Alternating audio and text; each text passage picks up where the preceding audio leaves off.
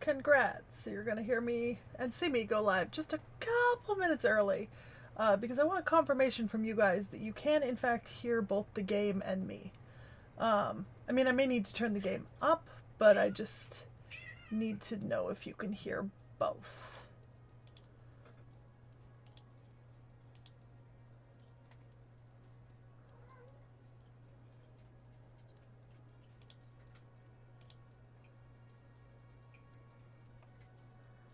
That's my thought process.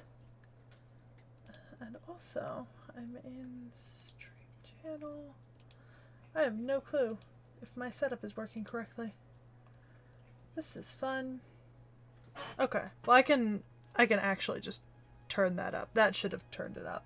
In theory, if I've done it correctly.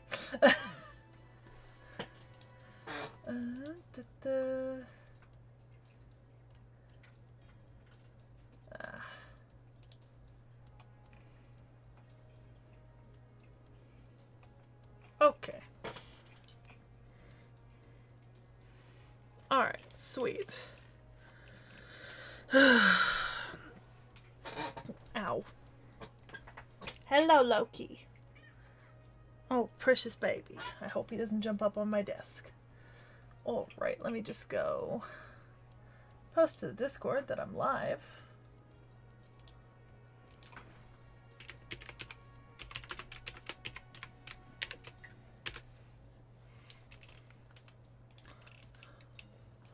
Okay. Alright, and then in theory, well, I don't know if I got Discord to work.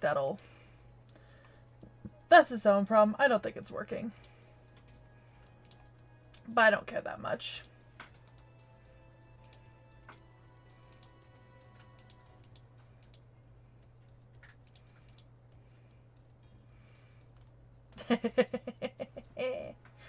To be fair, furballs are, in fact, the best.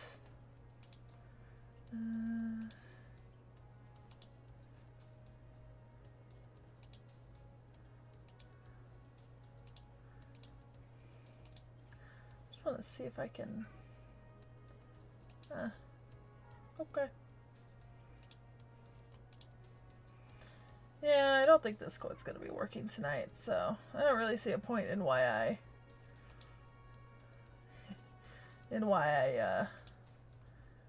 made it visible for myself, but you know, if Nick Nack pops in to yell at me and tell me I'm doing it wrong, maybe I won't be able to hear him.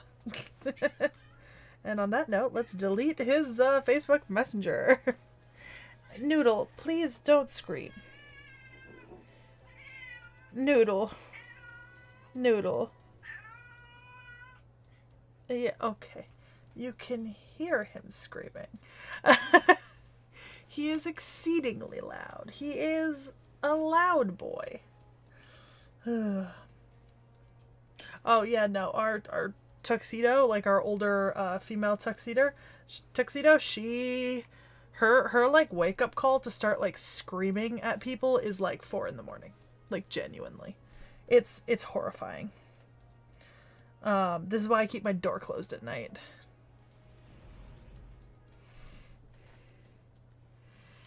Okay.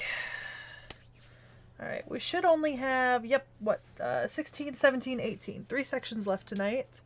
So our goal is to get through all 3 of them, and then once we get through all 3 of them, we're probably gonna just play rank up quests until I cannot be on stream anymore farming quartz. Hi Louise. Like that's genuinely my plan, is just full send. So we'll see how this goes. Alright. Okay, so we're on Berserker rate up. That works. I'll take a Morgan. I've been using a lot of Arjunas recently when I was doing the rank up quest last night.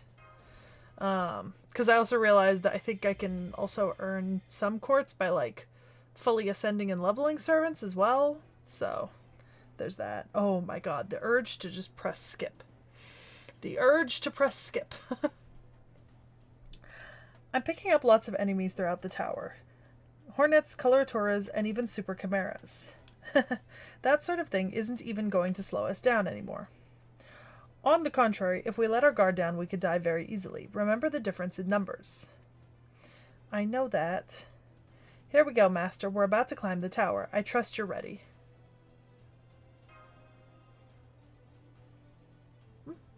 Good. Let's be on our way.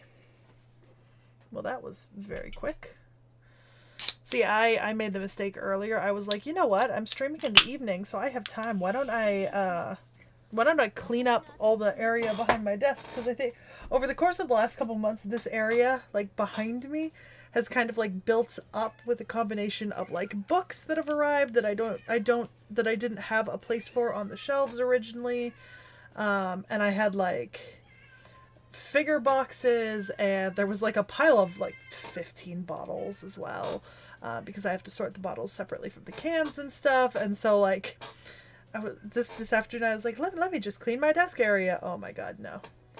Because then I didn't have the motivation after, like, doing half of it, but then I had to force myself to do it. And it was not fun. Okay. Put on your evade, because we don't want you dying too fast.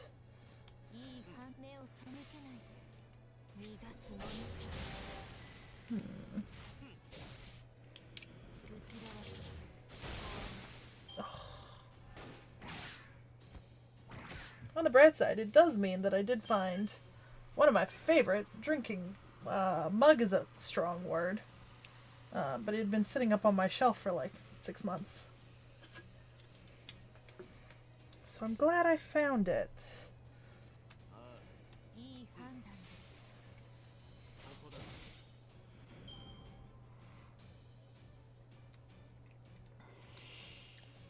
Okay. All right. Oh, you know what I'm gonna do? Let me just pop Discord up real quick so that way I can see if Knick-Knack pops into Discord and I can't hear him, and then I can... Well, I don't know if I'll try to fix it, but, you know, just in case. Alright. Okay. I think right now he's editing the podcast that's going live on Monday. I've finished the videos for this week. For once, I'm ahead. It took a while to get back to being ahead, but, you know, Friday's video's up, which means I get to start on next Friday's video. Which I've already started on. I'm very excited for. I got some nice videos coming up. Exciting videos coming up.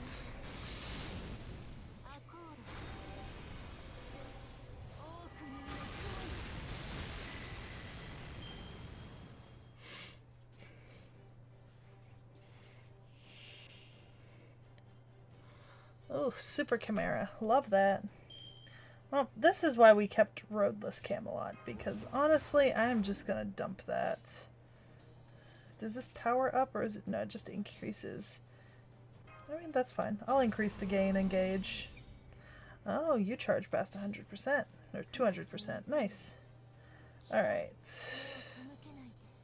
Actually, I'm just gonna go all busters. After Roadless Camelot.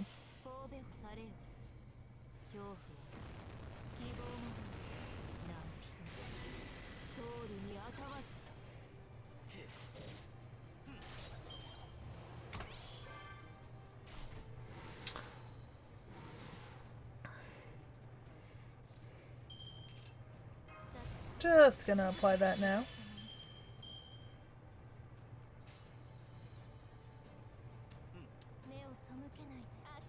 Okay. Berserkers in theory take double damage from every other class because they do double damage to almost every class.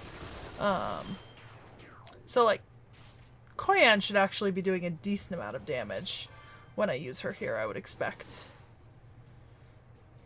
At least that's my expectation. Who knows if that's actually what happens? Oh, that was nice. Let's see. Oh yeah, she's doing a lot of damage. That was like 22,000.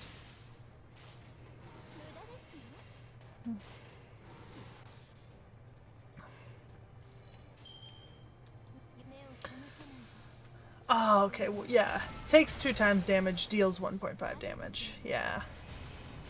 That's why Berserkers are a good choice almost always.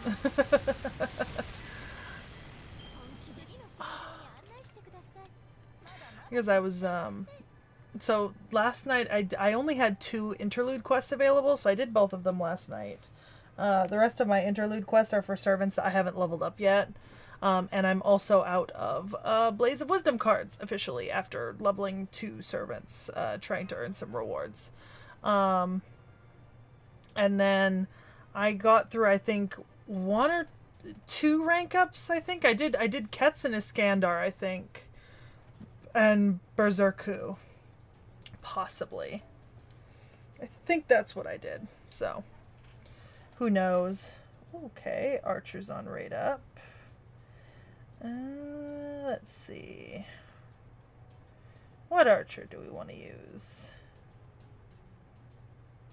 So, okay, so Archer of Inferno obviously has the same naming convention as, like, you know, Archer of Shinjuku. But what chapter does Archer of Inferno refer to? Like, what chapter am I meeting those characters in?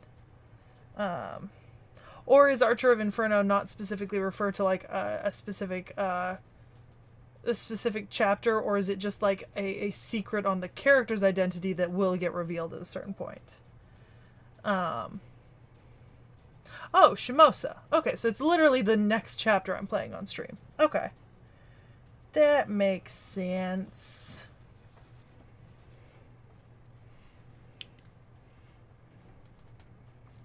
I'm detecting a servant behind you. It's definitely Emiya Alter. I can tell from its spirit origin pattern. Damn, the archer. I'll hold him off. You two keep going. Hang on. He's not moving at all. What's going on? I'm not totally sure why, but I recommend you keep going straight up the barrel. Well, let's keep going. We certainly don't want to find ourselves surrounded. Here comes the next group of enemies. They seem to have a similar spirit origin to the King Lear's. Wait, what? Something like a King Lear? Here, in this narrow tower? Ugh, fine. We'll just have to fight them as carefully as we can. Come, Master, let us see this through. It matters not who we face. Our task remains the same. I am Macbeth. Before me, none can stand. Is that Rama? That's the outline of Rama, isn't it? Oh, so it's a Dante chapter. It's a Dante Alighieri chapter. Inferno, Paradiso, Purgatorio. Dante's Divine Comedy. And yet tomorrow and tomorrow I am doomed to see the way to dusty death. It calls itself Macbeth, and it's obviously very confused. Still, he may be the same type as a King Lear. Be careful, Master. He can't be invincible all the time. Good luck.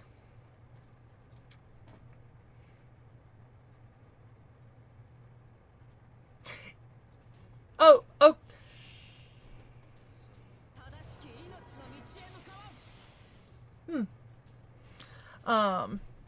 I had to pull out my, speaking of, classical literature, I had to pull out my Beowulf copies today to give to my mom. So Mama Seki teaches English, right? High school English literature. And so I have Seamus Heaney's Beowulf translation with the Old English and the translation, but I also have Tolkien's translation. And so she borrows them from me when she does the Beowulf unit.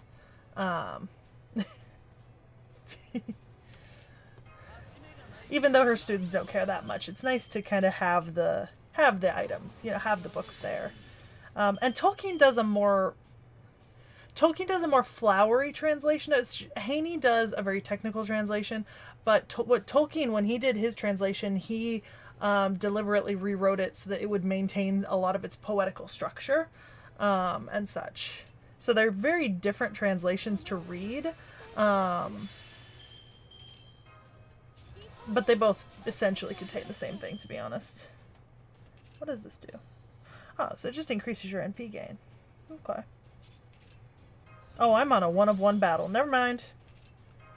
Yay, use it. Use it, my guy. We're gonna supercharge your NP. We're gonna get you... We're gonna get you going.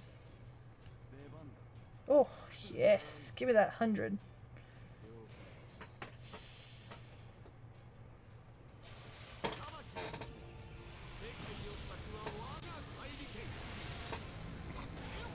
Yeah, universities will use the Seamus translation. Tolkien would not be used in a university context. But I think it's a very interesting read. Tolkien also did a translation of Gwaine and the Green Knight, which is a lot more like flowery in its prose, and that was what he intended it to be, right? Like he wanted to create translations that were faithful to the spirit of the stories being told as like flowery and poetical, or like the recitation of an epic, rather than a purely technical line translation.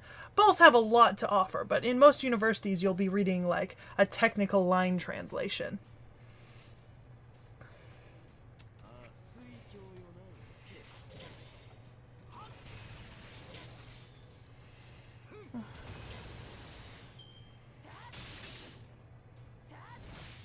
And it's not to say that there aren't other translations. There are plenty of other translations of it. Those are just the two that I own. I think I probably even have excerpts of it in some other books. Yeah.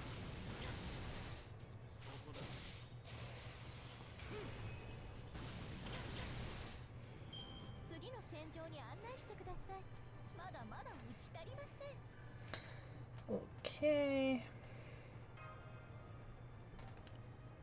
Hi, Noodle.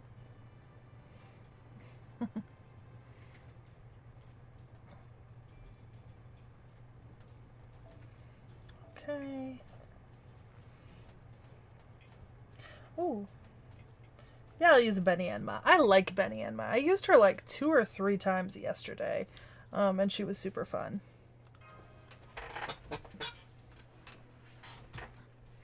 Kind of gonna. Yeah, I have a copy of the Poetic and Prose Eddas as well, and the Volsung Sagas. I think I also have a copy of the Kalevala.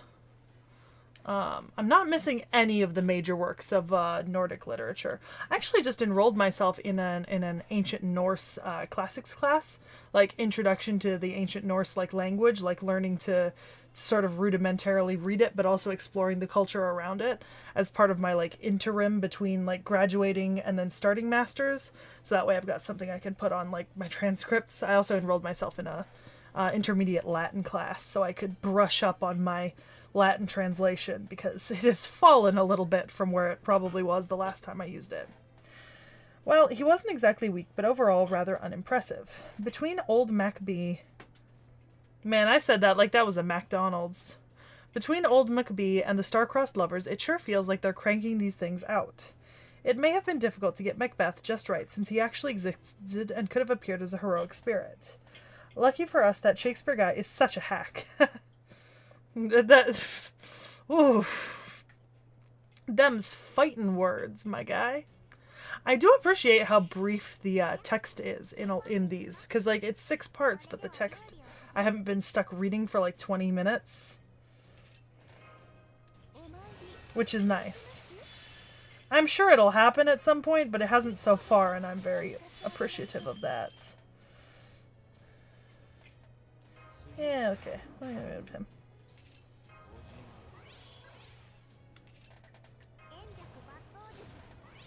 Alright.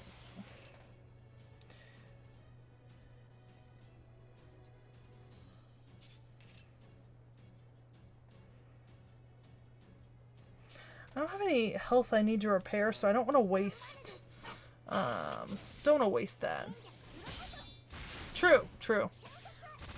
Lord knows I'm not out here giving a fucking soliloquy when I'm climbing up a tower. That would take me out. Like, I would just die.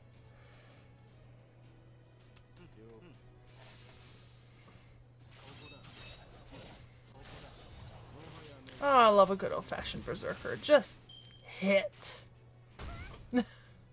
And hit hard. Fair. I mean, my instructor for pretty much all of my ancient, so I took History of the Ancient Middle East, History of Ancient Egypt, History of Ancient Greece, and History of Ancient Rome, all from two professors who were a married couple. One was Egyptian and specialized in the ancient Middle East, and she taught the Egypt and ancient and daily lives in Mesopotamia classes. And her husband taught Greece and Rome, and he was Greek. and so it did, like, you get that little bit of extra like connection when you can kind of talk to them and experience it that way. I think it's very lucky if you get to do that. Not everyone does. But yeah, fantastic. Oh look, another King Lear with more HP this time.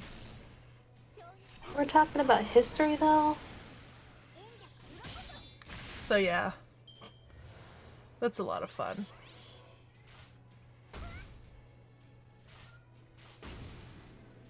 Damn, he hits hard. Well, she doesn't have evade or anything else on her.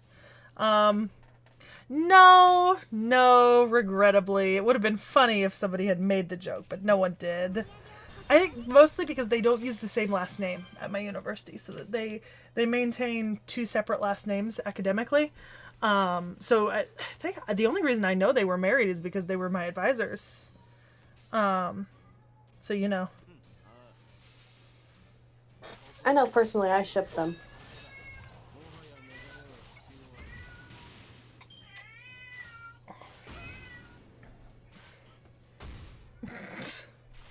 Noodle just walks by the door and screams. That's his thing. That's what he likes to do. Walk and scream. Walk and scream.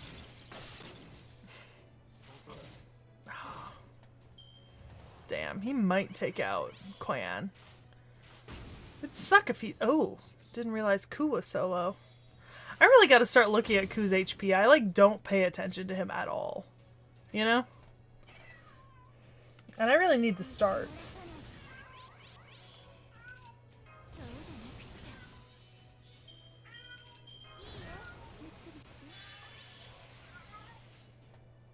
I don't want to... Oh man, you're really not doing it. Yeah, because you don't have a class advantage. You're strong, but... Yeah. I should have put Benny Enma in there. Oh, not Koyan. Yeah, I didn't think his HP was low, but, you know, I wasn't gonna argue with the fact that, you know, he got stomped out of existence. Put it on Benny Enma. And you have to die this round. I should have grabbed that Buster. Crit.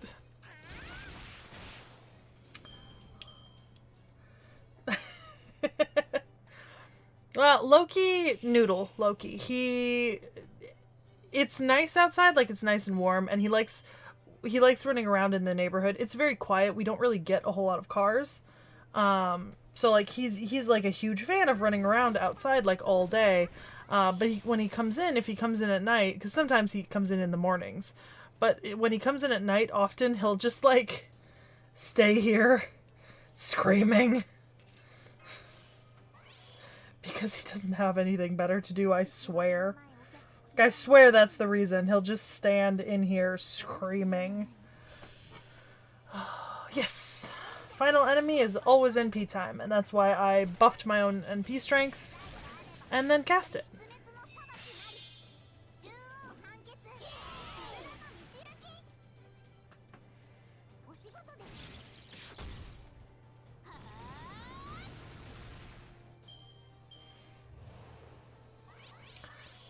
Ugh, what, the MLA? I think last time, what, MLA 12? I feel like I was working in MLA 12 last time I was in MLA.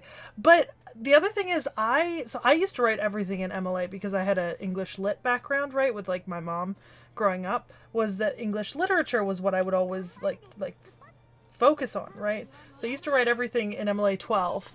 Yeah, I think it was 12. But that's the most recent I remember, 12 or 13.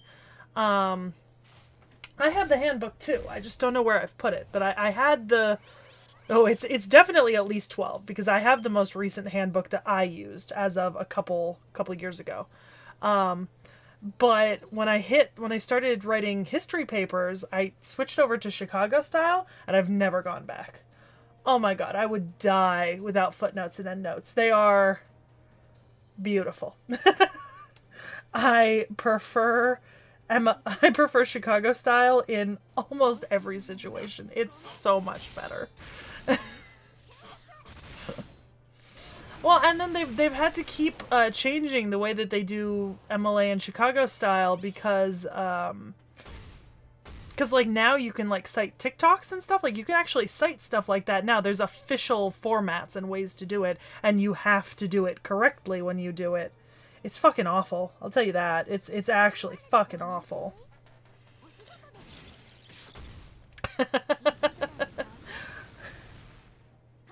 Wait, I had a comment. If it makes you feel better, Zero Herrera, I got. Oh yeah, no, not Chicago style pizza. If it makes you feel better, this made a cameo in one of the recent off the shelves we filmed that you guys are gonna see in like the next month or two. This was my first cell phone. It's a flip phone. I learned to text this way, but like it was this. So you know, I also feel quite old sometimes when I think back to some of the things I grew up with. Because there's this, and now I've got this giant smartphone in front of me. But you know, I loved my little Samsung Intensity 2 in blue. I have a little box full of like old tech, like my old tech, because I don't often get rid of things. And I was lucky enough that like I think I've never really traded in a phone. We used to have this contract where they would just give us a free upgrade every 2 years. If we wanted one without having to trade in. So I actually have all of my old phones like as I went through the years. But I also didn't get a phone till very late. So. Okay. But yeah, no, we're not talking about Chicago style pizza. Controversial opinion, I actually don't like Chicago style pizza. And there's a reason for this though. There's a legitimate reason for this that's not just me being weird. I'm like mildly, I have like stomach troubles with one of the preservatives that's used in a lot of pizza sauces. And like other tomato products. So a pizza with a ton of extra sauce is not something that that I'm necessarily here for. The small man and his horse friend. I don't know what that means. Kielian. I do not know what that means.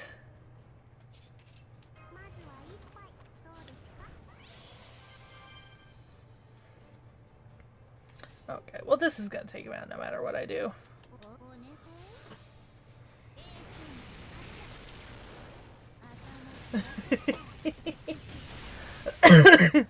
Yeah. Yeah, I think. But yeah, Zerher, on the topic of MLA in Chicago, I'm pretty sure that MLA is on 12 or 13 now, and I think Chicago style was on the 16th edition. So.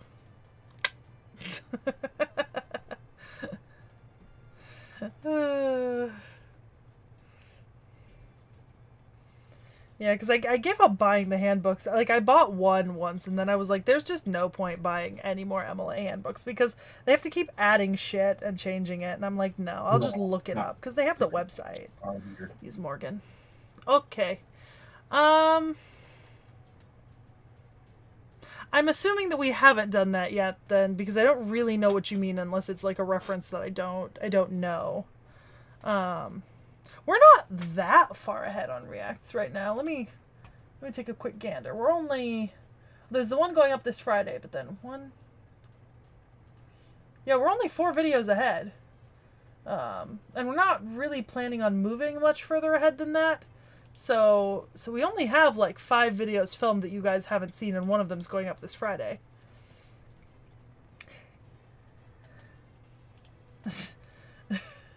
Oh yeah, that one dude with the Lubu Fengxian. Didn't he have the horse form? Am I wrong? I feel like I'm not wrong. Is it just me, or was that thing an amalgamation of pure malice? Shakespeare is a rather classic example of a writer in love with his own work. If you want to insult someone like that, you'd better be prepared for him to hate you forever. Incidentally, Hans Christian Andersen is nothing like that. He's not in love with his own work. Instead, he uses his work to express how he wishes the world was. You can see that in the affection he shows towards Seki. Shakespeare may think highly of you, but only because he thinks you'll inspire great new stories. He dearly loves anything out of the ordinary, be it tragedy or comedy. Whereas Andersen helps you, even reluctantly, because you remind him of the ideals he held while writing the stories back when he was alive. He may hate the world, its people, and even himself, but he can't completely give up what love he still has. Even though they may be both looking at Seki, they see very different things. I see. By the way, Da Vinci. Yeah? Master and the others are about to fight again, so make sure you back them up right away. Oh right, my bad. Stop slacking off. Let's see.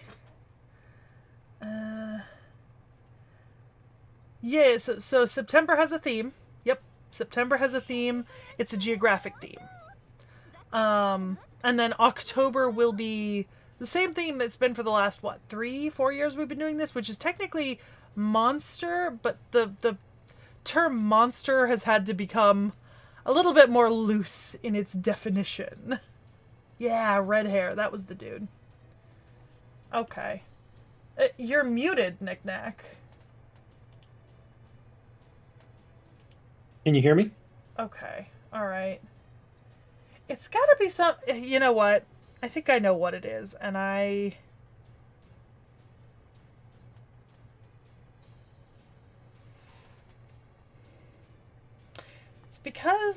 It's because FGO is running through my phone to the monitor, and the monitor is controlling my speaker. Yeah, I'll pop out then. Idea. I can show you. Oh, okay. If you have an idea on how it'll work. If this works. If not, I don't care that much. Okay. I'm gonna change my output to Alright. Knick-Knack, do you want to try speaking now in the Discord? Yes. Can you hear me? I can hear you now. Can chat hear me? I have no clue. I forget that I normally plug my my headphones into my microphone. Oh, I can see you on Discord. Like Yeah. Yeah. I see you. They hear you. Chat, let me know if Knick-Knack is too loud. I can nerf him. Nerfing me. But yeah. October's monster definition is very loose. Alright, let me turn you down. Oh, yeah, you're way the fuck up. Okay. That should be, like, quite a bit better. In theory. That should be much better. Hear me like a wind tunnel. What does that mean? I think it meant that you were very loud and maybe your audio wasn't very crisp.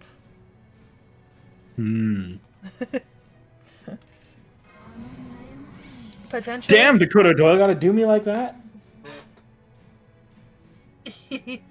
Yeah, I think you were just loud. If he's still loud, let me know. I turned him down like 30%.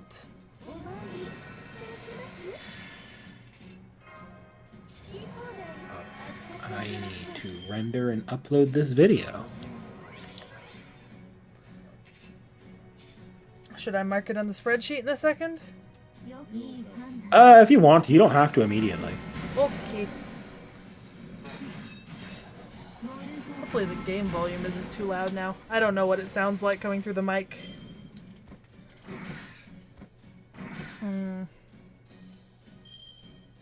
Just gonna mildly adjust you one more time and then you should be fine.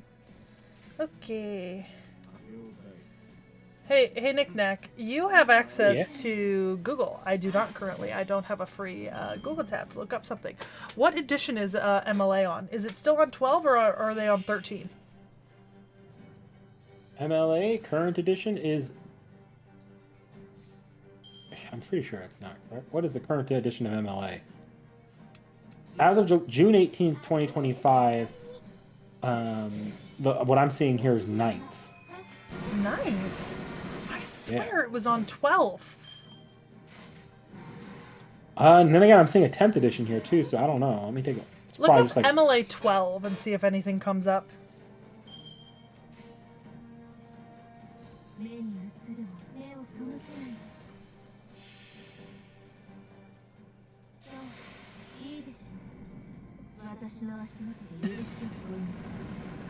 what the hell? What? Oh, I'm hearing the game come through your speakers. Yeah. So I was like, wait, why am I hearing a Japanese woman speaking to me? Oh, yeah. That's because me and the game are now tracking through the microphone. I have to wire the two outputs to different places, but because I don't have a speaker set up on my second monitor, like at all, I don't have any speakers plugged in. The only way I can do it is to wire something through the microphone. Next time we stream together, we should invite Vorn to join us on Discord, and I can show you how to actually make that work. Because I like taught myself how to do that for the Xenoblade stream a while back. Anyways, did you find MLA 12? No. I swear to God. 12th. No, that's McGraw Reader with MLA booklet 2016. That's not 12th edition. I'm gonna. MLA update 12th edition. Yeah. So I was right.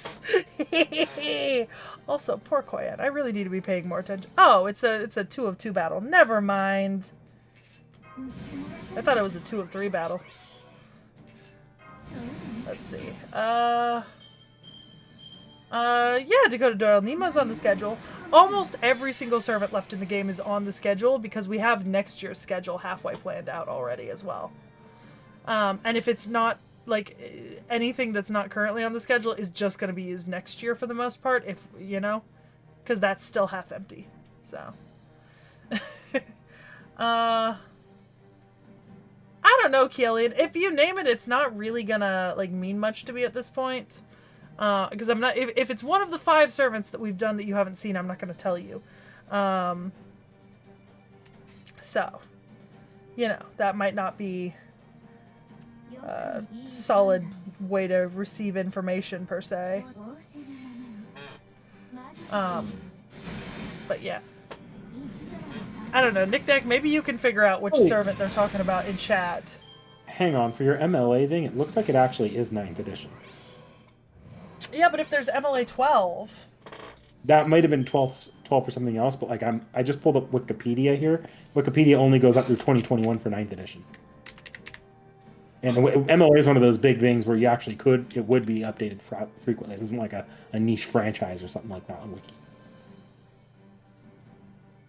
And the sources in the 12th edition was like, I saw 12th written on like a random thing that could have been in reference to something else. Maybe it is on 9th edition. I could have sworn it was on 12th.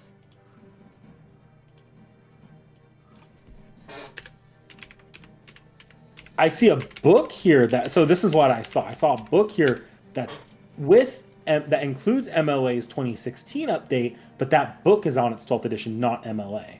Huh.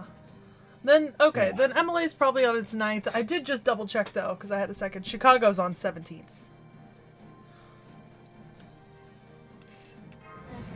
So.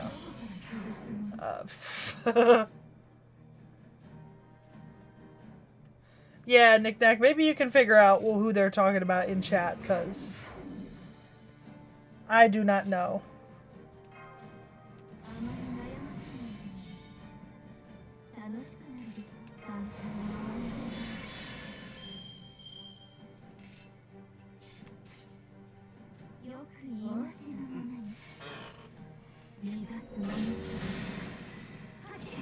I don't know which servant they're talking about in chat, but it's probably just because I'm stupid.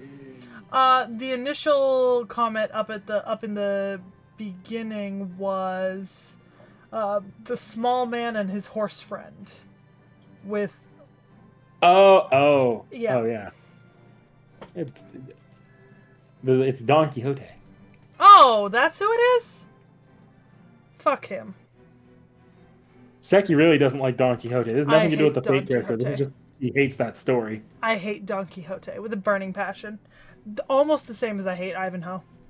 Haha, sorry about that. I guess I got a little carried away. Before he would have... You know what? Never mind. At any rate, according to your coordinates, you're almost at the top floor. I'm detecting servants there too. Please be careful, master.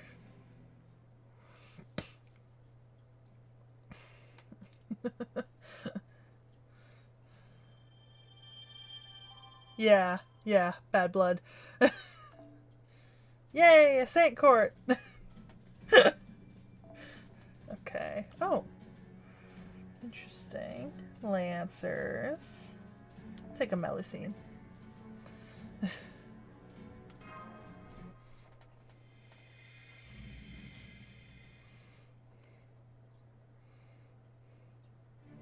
No.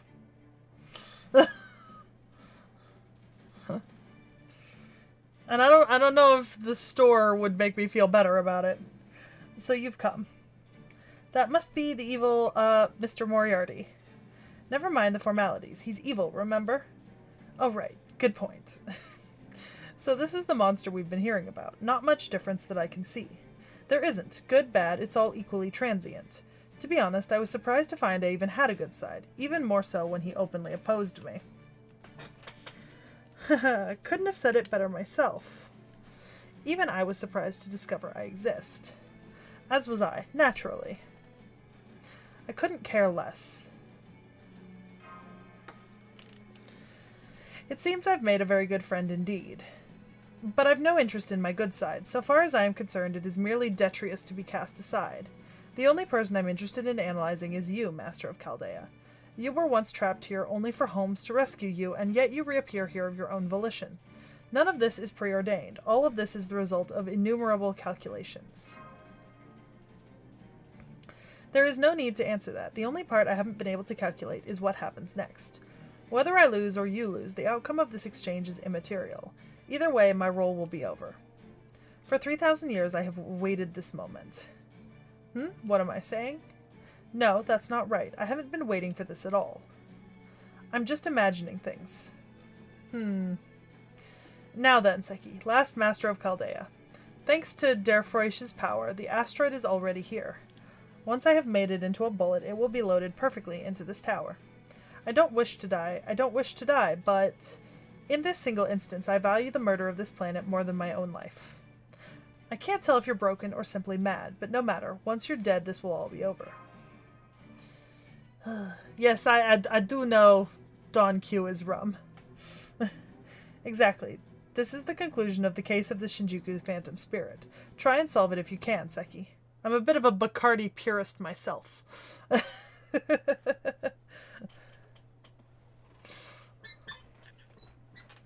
There's actually a Don Quixote shop in Hawaii. It's really nice, actually. I like it there. Huh. A lot of good snacks. Well, yeah. Asian snacks are the best. You would love Don Quixote at the shop if you ever got the chance to go to one. I know I would. I'd also love Asian 7-Eleven. I really hope they start introducing those things here faster. I mean, so the funny thing is, like, you can get a lot... Hawaii is funny, because you get a lot closer to Japanese 7-Elevens there, too. Like, we actually would get... When my family goes and visits every once in a while, we get a... We tend to do a lot of breakfasts at 7-Eleven because it's cheap and you could just... And they're actually decent sometimes. Yeah, it's mostly the packet drinks. And to be fair, I need to make a stop. We have a Asian mart here in where we live that has packet drinks, but I don't have any left. I drank all of them before I went out of the country, and I haven't stopped to buy there since I got back. So, you know, I can maybe go visit tomorrow or something. I need to go outside and do some errands. Zohar, I could say for a fact the reason why Don Quixote is in Hawaii and why there's the 7-Elevens are much closer to Japanese quality in Hawaii than in the mainland USA is because Hawaii has a pretty big Japanese population, and it's actually a lot. Hawaii is closer to Japan, geographically, than it is to mainland USA. It's kind of wild, actually.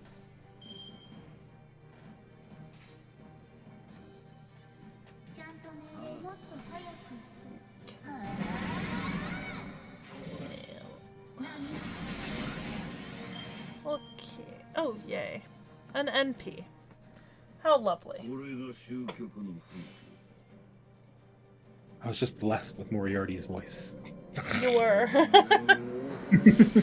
Oh, yeah, if you're tuning in to watch the stream, you're a couple seconds behind. No. I just heard it through the through my headphones from your side. Yes, Moriarty just dropped an NP on me.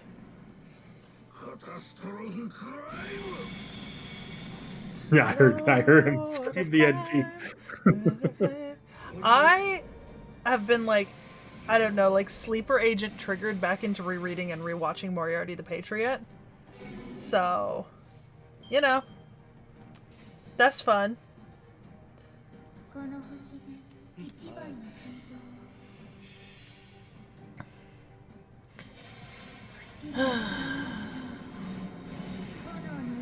So that's what I've been doing for the last couple of days. I tried watching, I finished my Dress Up Darling Season 2, and I tried watching one of the new animes that I had wanted to watch this season, and I got like 3 episodes in, and I was just overwhelmed with sheer boredom. I mean, it was one of the villainess ones, and I thought it would be more interesting than it was, but it was not. It was not.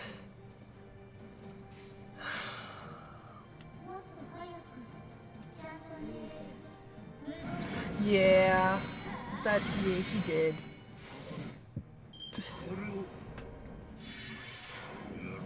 Is it just me, or is he doing, like, virtually no damage? I have to see what's going on here. I swear to God, this is the second time he's dropped an NP on me. Okay, so okay. No, I think Berserker Coup just avoided it. Because he didn't do, like, any damage to Berserker Coup when he dropped an NP on him, but he did just take out Koyan. So, never mind. Never mind. Oh, Zero Horror, you should watch My Dress Up Darling Season 2. You should do that. It's really good. It's really good. You should watch it. You should watch it. That might be something I put in the hat next season. It's not currently in there, and I really enjoy it. I don't think you've seen it, have you, Knick Knack? No, I haven't. I've heard good things about it. I just haven't watched it myself yet. Okay.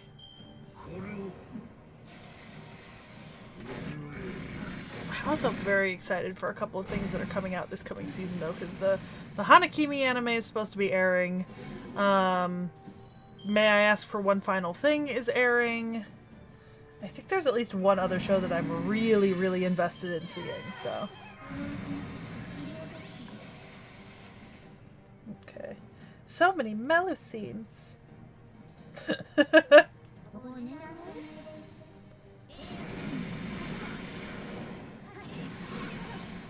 An air weight? I don't know what that is. Oh, okay. So, fun fact about our To Be Hero X discussion. Oh boy. It is coming out right, and I mean like the Monday after the finale airs. Knick Knack.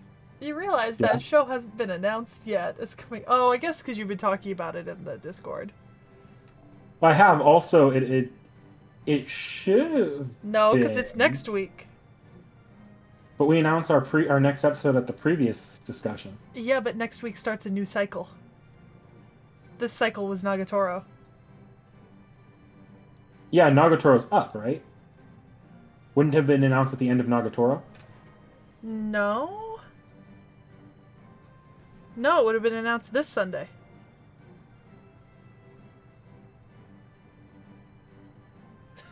Don't we always pull and or announce what anime we've picked at the end of every discussion? So even though I haven't put a community post up yet, if you watch the end of the Nagatoro video, you know the next thing we're doing is To Be Hero X. True, true. Also, when have we ever cared about keeping the anime we're watching secret?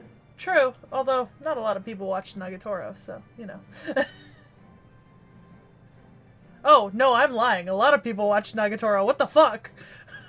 I just checked the oh my god. I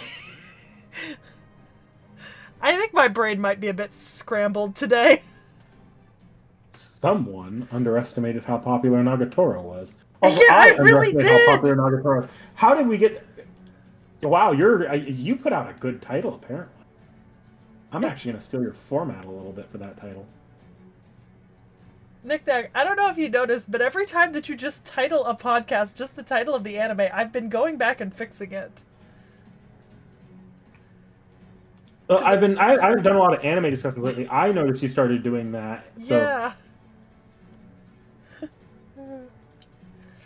But yeah, I don't know. I had trouble picking a title for Nagatoro. I really did. I wasn't sure what to put as a title. So I just kind of went for something that was like a play on the name, you know? I got a kick out of your title. I'll say that. It was a good, funny title. Okay, good. That's always the aim. All right. What am I looking at? Fuck off. Oh. All right. Hey, chat. What the fuck am I fighting? There's a question mark here, and I want to know. I can tell you what you're about to fight. What am I about to fight? Well, you're about to fight a demon pillar and potentially Moriarty at the same time. So is that a caster and a beast? What's a demon pillar count as? Demon pillars are always the same class advantages, which is weak to the cavalry unit, so caster, rider, and assassin. And I believe they have resistance or neutral damage taken from the knight units, and then berserkers work as well for advantage, but also double damage. Okay, so I want either a berserker or a rider, probably then, right? Berserker, caster, rider, or assassin all work. So if you want to borrow, but if Moriarty is there and he's a caster, I shouldn't take an assassin. Moriarty's an archer, I believe, but yeah. Oh yeah, you're right. You're right. He's an archer. I'm an idiot. But berserker, I think, would work well. Yeah, probably. Yeah, so I'll grab berserker. Let's see. I'll take an Ibuki.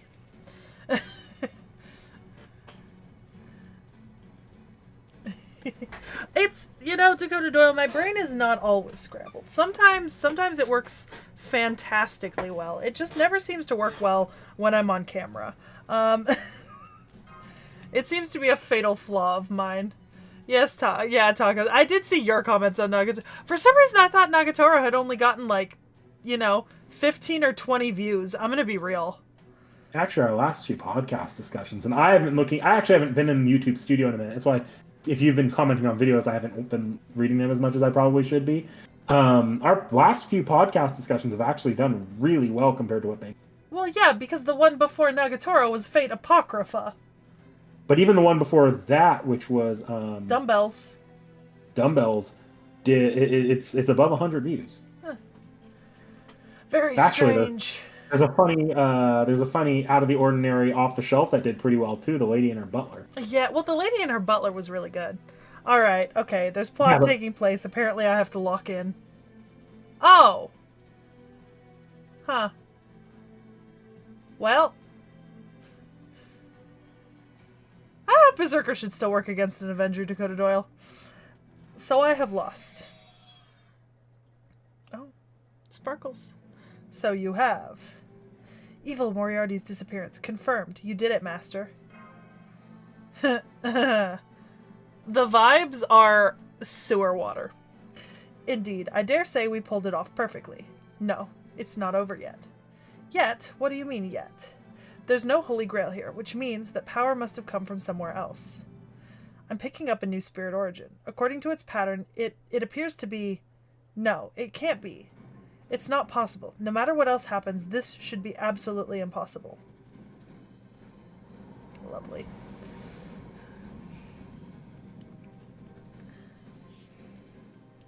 Oh, what the fuck? I remember everything now. So you're here, Seki, loathsome master of Chaldea. No, it's not Goetia. That's a demon god pillar. It may appear to be human, but there's no mistaking its spirit origin pattern. We were indeed destroyed. Our entire species was wiped out. We had no way to revive, to return, to be restored. Our eternity was lost. Our plan, 3,000 years in the making, was devastated. Yet here I am, revealing myself in this ugly form. I don't know, man. Smash. All for the sole purpose of killing you. So the last dregs of a forgotten race. Pathetic. And you say you're here to kill Seki? You have no right to blame her for...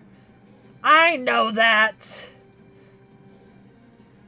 You're exactly right. This bitter pain in my chest, this fire that sears my flesh, I know just where it comes from. It's not because our 3,000-year plan was ruined, nor because heroic spirits prevented the incineration. It's not even thanks to that detestable Solomon returning his ring to the heavens. No, there is something else behind all of that. One person responsible for how things turned out. You, Seki. I admit it. I have no right to blame you for this. There is no justification for taking out my anger on you. No, there is only hatred. Hatred. Hatred, hatred, hatred, hatred!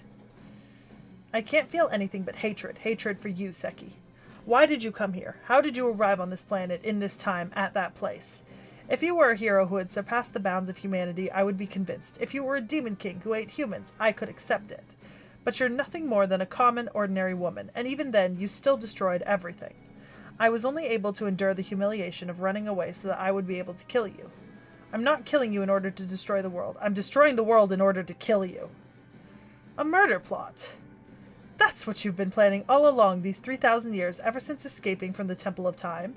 This is the humanity distortion Lord Babbage arrived at, the foreign entity at the edge of the incineration of humanity. Lord Babbage was summoned as a heroic spirit to serve a demon god pillar, which is how he was able to obtain all the relevant numbers. The next step, naturally, is to use those numbers in a calculation. Any mathematician would do the same. Specifically, he calculated a future that assumed the incineration of humanity took place, rather than calculating a way to try and prevent the incineration. That's when he made his discovery. He learned that the Mage King would destroy the post-2018 future, even without the incineration. Right you are, detective of Baker Street. Over the course of 3,000 years, I have gained the ability to fuse phantom spirits and heroic spirits. Innumerable cast-offs forgotten by history, devoid of faith. Well, you know, everyone has to have a hobby. It's fine. I can live with that. And yet they possessed untold value. Urban legends, fairy tales, extinct beasts. It was exactly what I couldn't understand before, and what I need now. A passion for punishment, a vow for revenge. They are what fuel my existence. I am the demon god, Bile. Then let me ask you, Bile, how deeply was Moriarty involved in this? There is no need for me to answer that. You already have your answer. I was involved in every part, Holmes.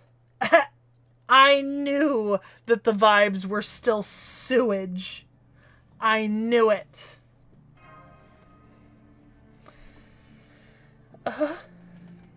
What the? Moriarty, you're... Now I see. It can't be, but it is.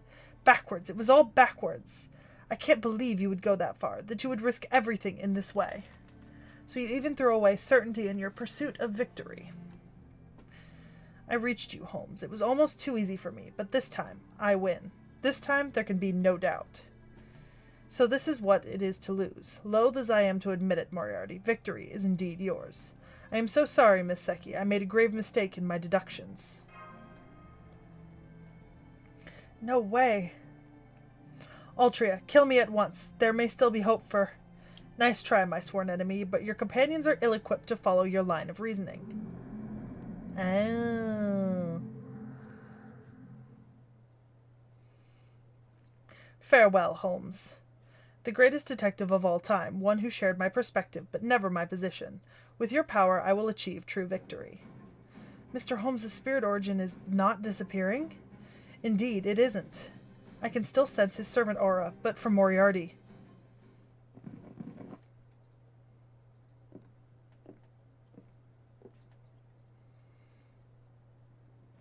Of course, I didn't kill him, I absorbed him.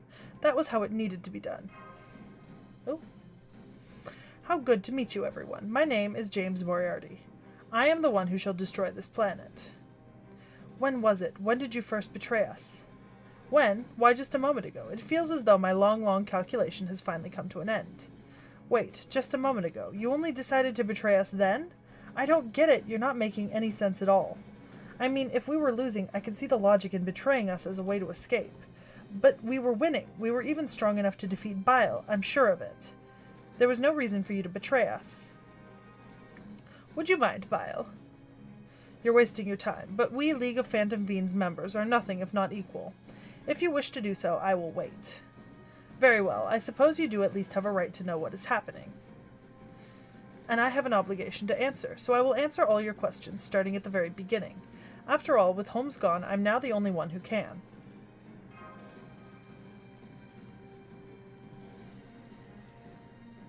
Have you noticed it, Seki? There's something fundamentally off about this Shinjuku, isn't there?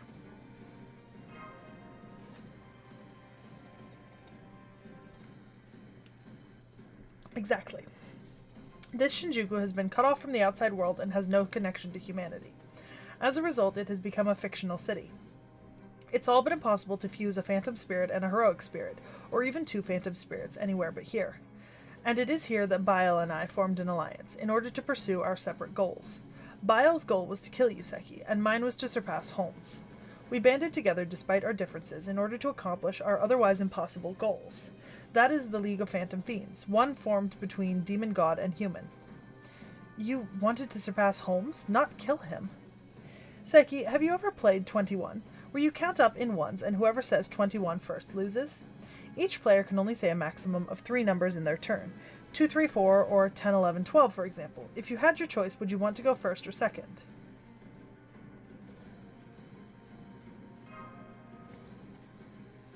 Congratulations, you just sealed your victory. To get your opponent to say 21, you need to end your turn on a multiple of 4. You can't end on a multiple of 4 if you go first. And in our games, I always went first, while Holmes always went second. It's how our world was designed. Good would always triumph over evil. As long as I was Moriarty, I would never be able to win against Holmes. Even summoned into these forms, these laws still restrain us. If I might employ a metaphor you may find helpful, it is like the counterforce that appears when the world is in danger. Killing him failed to help me win, nor could I outsmart him, so I thought as hard as I could. It's not as though Holmes never makes any mistakes. One need only consider Irene Adler, the woman who once outfoxed him for that. But whenever he faces me, he always gives it his all. It's quite vexing. Thus, there was only one way to beat him. I would have to join his side. Is that so? Then you had betrayed us from the beginning. It is infuriating to think that we were so foolish as not to see it sooner. Not at all. There was no way you could have seen it. After all...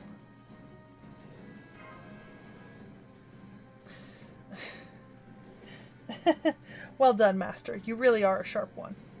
Moriarty. Right, sorry. Yes, you're exactly correct.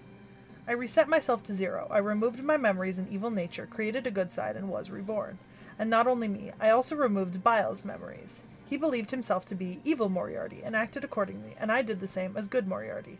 Right up to the moment evil Moriarty disappeared just now. He only thought he was Moriarty and behaved as such. If he hadn't, we would never have been able to defeat Holmes, or you.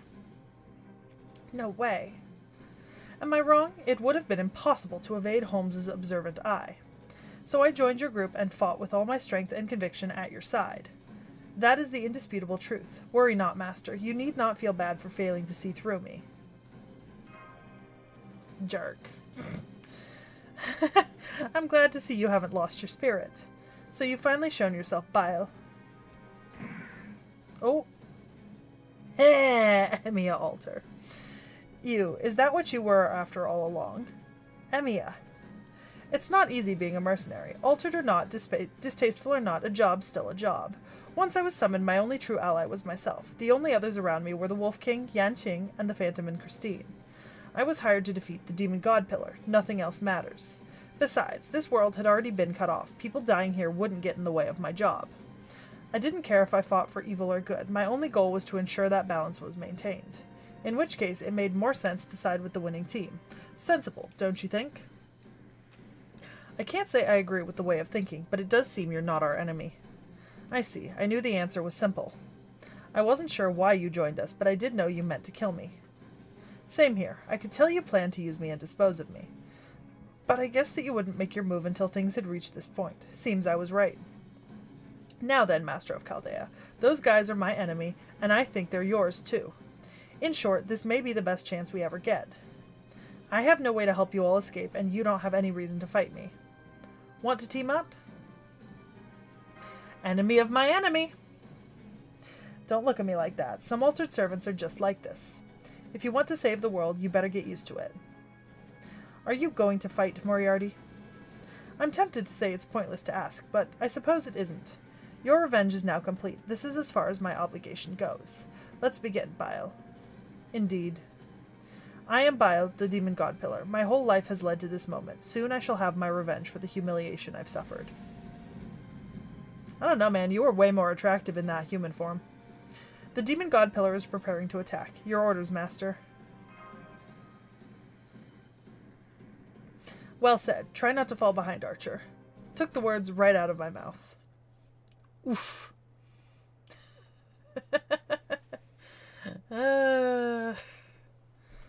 Alright, Knick-Knack.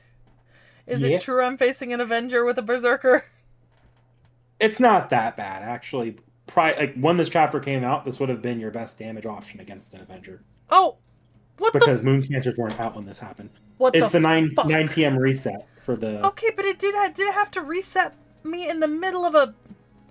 Yes. Okay, hold on. Let me get my gunpowder. Lots of quartz. Oh, did I get a bunch? Got a few. Not enough. Oh my god, that's so frustrating. I can't believe it reset me. Just after I finished reading all of that. This means you skipped the cutscene. I know. But it's still annoying. I guess I could pick not a Berserker now. It's an Avenger, right? So I should pick a Moon Cancer. What's the Moon Cancer look like? That's or just a Berserker that's really hard to kill. Whichever one you prefer. True, but I could pick a Moon Cancer. Yeah. Okay. Oh, nope. That's not what I meant to do.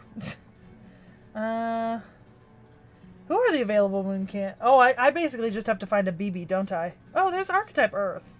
I'll take Archetype BB, Earth. Archetype Earth, and Jinako. Yeah, I didn't see Jinako, so I'll take an Archetype Earth. Oh, that's an option? Huh. Didn't know I could do that. Yeah, I'm collecting the gunpowders because I think I need them to level Koyan's skills, finally. Like, get them up it's further. so good. Let's watch it again. Aw. No. Oh, man. Why do they both have break bars? I mean, if you drop Archetype Earth's NP immediately, you should be able to kill them both. Yeah, but I don't think I can. Yeah, you can. Her second skill's a battery that charges her to 100%. Oh, never mind.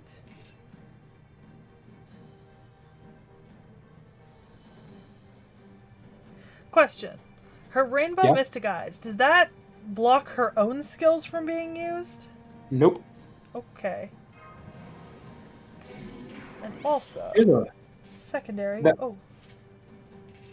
What? Oh, if you haven't already, that her third skill's an AoE invincibility, but if you use her after her MP, it charges the batteries of everyone else in the team.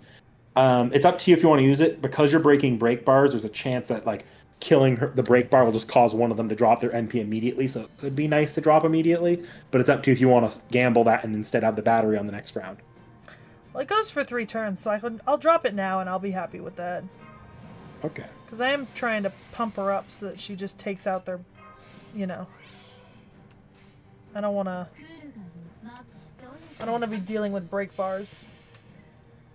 That's fair. That's extremely fair.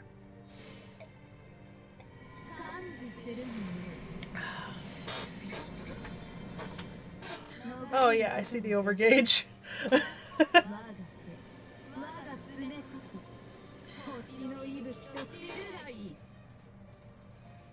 Have we covered Arkwade, by the way? Yes, we have. We covered her with Kukulkan. Oh, that's annoying. I got the break bar in Moriarty, but I'm like 20,000 short on Bile. Really? Yeah, 26,000. Bile's the one you have class advantage on. That's funny. I know. Wild. Okay, they did just drop a couple nasty things on me, so...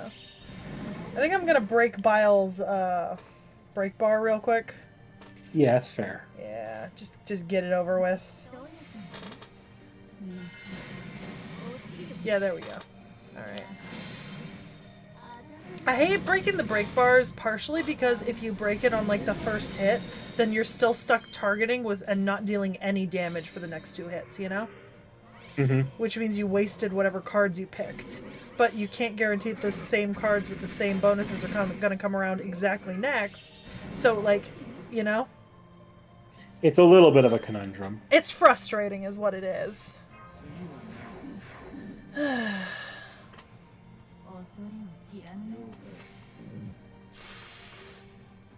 Okay. Shift slightly.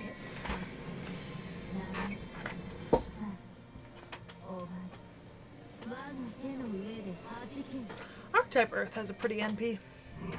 You vary. I don't think it's doing this during the boss fight. Oh, But, oh no, it is. You can see it changes the background. yeah. Well, that was anticlimactic. That actually might have been the most anticlimactic boss fight I've ever had. Was that Archetype Earth level 100? Yeah. I think that was my Archetype Earth. Oh, was it? I didn't even notice. Yeah, probably. I just saw that they were over level 100, I think, or level 100. Oh, ESPT. Oh my goodness. First Loki came in screaming, and now you're screaming. No, not right now.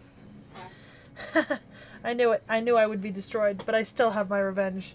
Thanks for sticking with me all this way, Moriarty. Our long alliance is now dissolved. Agreed. Goodbye, Bile, my comrade in arms, who willingly gave all he had to what we both knew was a foolish pursuit. You agreed to have your memories removed and bore the humiliation of becoming human, all for revenge. Farewell, demon god.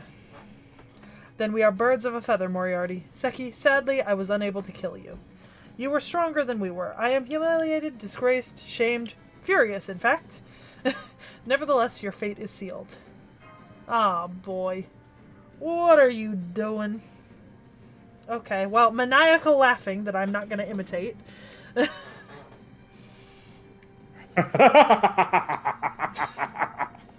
There you go. So, it's over.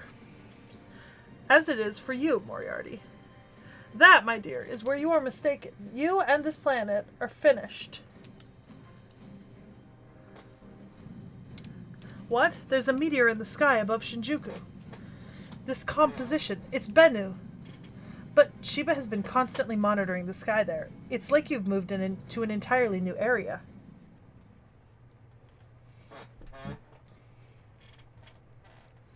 How did I know it wasn't going to be that simple? Although I will say, arguably, this is the most pain-free conclusion that I've had so far. You know? Yeah. I love that every servant here is just listed as unknown on the guest servants. Wait, I wanna test a theory. Because I bet you I could see that Archetype Earth again. They normally stick around for a little while. Let's see if it was yours.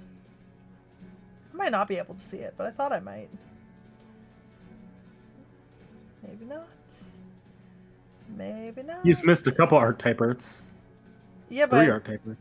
yeah, but if I missed it, it was because I didn't recognize the cover image. Oh yeah, because Arcwade is Archetype Earth, right? My Archetype Earth might be randomized, so it randomizes which one you see. The one I selected was actually labeled as Archetype Earth. Yeah, but Yeah. so there's actually a setting in the back end if you go to any one of your servants where you can switch it so that it switches to a random ascension every time you use them. Ah. So if you ever like multiple ascensions, you can fuck around with that if you wanted to. All right. I will grab a Melusine for this. Great detectives, great deduction. Lovely.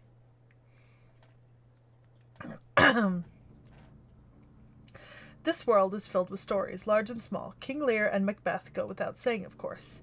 There's also the gangster from China, the Wolf King, the Headless Horseman. Sherlock Holmes and I were part of one such story too, but none of them truly matter. What matters right now is another story. Der Freuch, the marksman, could hit any target he wished with 6 out of 7 bullets. But the 7th, controlled by the devil, shot someone precious to him, and he fell into despair. Do you understand? In this story, the seventh bullet possesses powers on par with the Grim Reaper. At the same time, the devil must fire the seventh bullet. He has no choice in the matter. Does that mean this meteor is the seventh bullet? And it activated the moment we tried to kill you, so that's why you moved it closer. So the moment Moriarty's death was confirmed, the meteor would prepare itself to be fired. But if that were the case, the seventh bullet shouldn't go where Moriarty wants. It's controlled by the devil, right? We have no way of knowing when it will hit.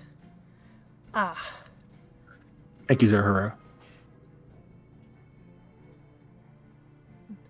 No way. I can't believe it. That's why you did it, Professor. No, how could you? I see you share Holmes's gift for deduction mash. Indeed, there is nothing and no one I hold precious. So I agonized over this. I had nothing I cared for enough to turn a meteor into one of the bullets. Holmes deduced that I used the Holy Grail in order to strengthen the bullets. But he was wrong. It was the first time that he had ever been wrong in his deductions about me. For my part, this was practically a gamble. Furthermore, the odds were very much against me. As such, I had to tell Bile everything. On top of that, I also needed him to lose his memory. This is because he had to see me as good Moriarty and genuinely tried to dispose of me. He agreed to my plan knowing that it had an extremely low chance of success. He said it was the only way we would be able to kill Seki. I do. I don't understand. What is going on, Mash? Moriarty lost his memory, found a good side of himself, and fought alongside Master. We know that much is true, but if you look at it another way, it also means that he now has someone he would risk his life to protect, someone precious to him. That's why the bullet is headed towards you, because that's where the person he cares about is. Then, even bringing Master here was all part of your plan? Exactly. The sheer humanity you have all shown me is remarkable. It reveals true goodness inside you. But while this makes you strong against evil, it also makes you weak against other good people. Fight fire with fire, evil with evil, and good with good. In order to triumph against good, I became truly good myself. Miscreant! Indeed I am! A devil, a miscreant, the Napoleon of crime, that is who James Moriarty is. Now then, we have about 5 minutes until the bullet is loaded into the tower. My calculations cannot be foiled, not as long as Sherlock Holmes is out of commission. And he is now serving as my own source of power.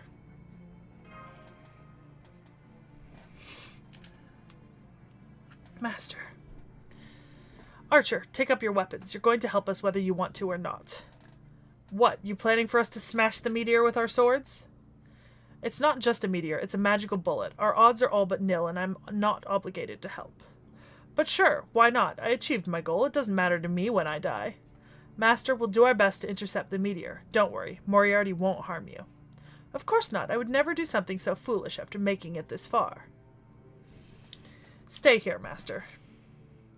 And remember, you have done nothing wrong. Of that you can be certain. No need to consult you, huh? I'll do my best, but knowing when to give up is important too, yeah? If you could still glare at me like that, you can last a while longer. Most people in your position would have accepted their fate. No wonder you managed to save the world. You're a real piece of work. What about a forced ray shift? It's no good. Now that the seventh bullet has been confirmed, the causality has been reinforced. Shinjuku won't let Master Seki jump to another time. Don't give up yet. Try everything you possibly can. Yes, ma'am. Master. You're awfully quiet for someone usually so talkative. I've already explained everything I need to. There's nothing left to say. I see. Well, congratulations, Moriarty. You sacrificed everything and finally managed to beat Sherlock Holmes. I suppose so. To be honest, in less than 5 minutes, we'll have lost, so this may not be the best time to ask, but I just can't bring myself to ask Master Seki about it. What's this now? I have no right to answer that. What about you? Do you have any regrets? Your obstinacy is remarkable. What is it, Master? What?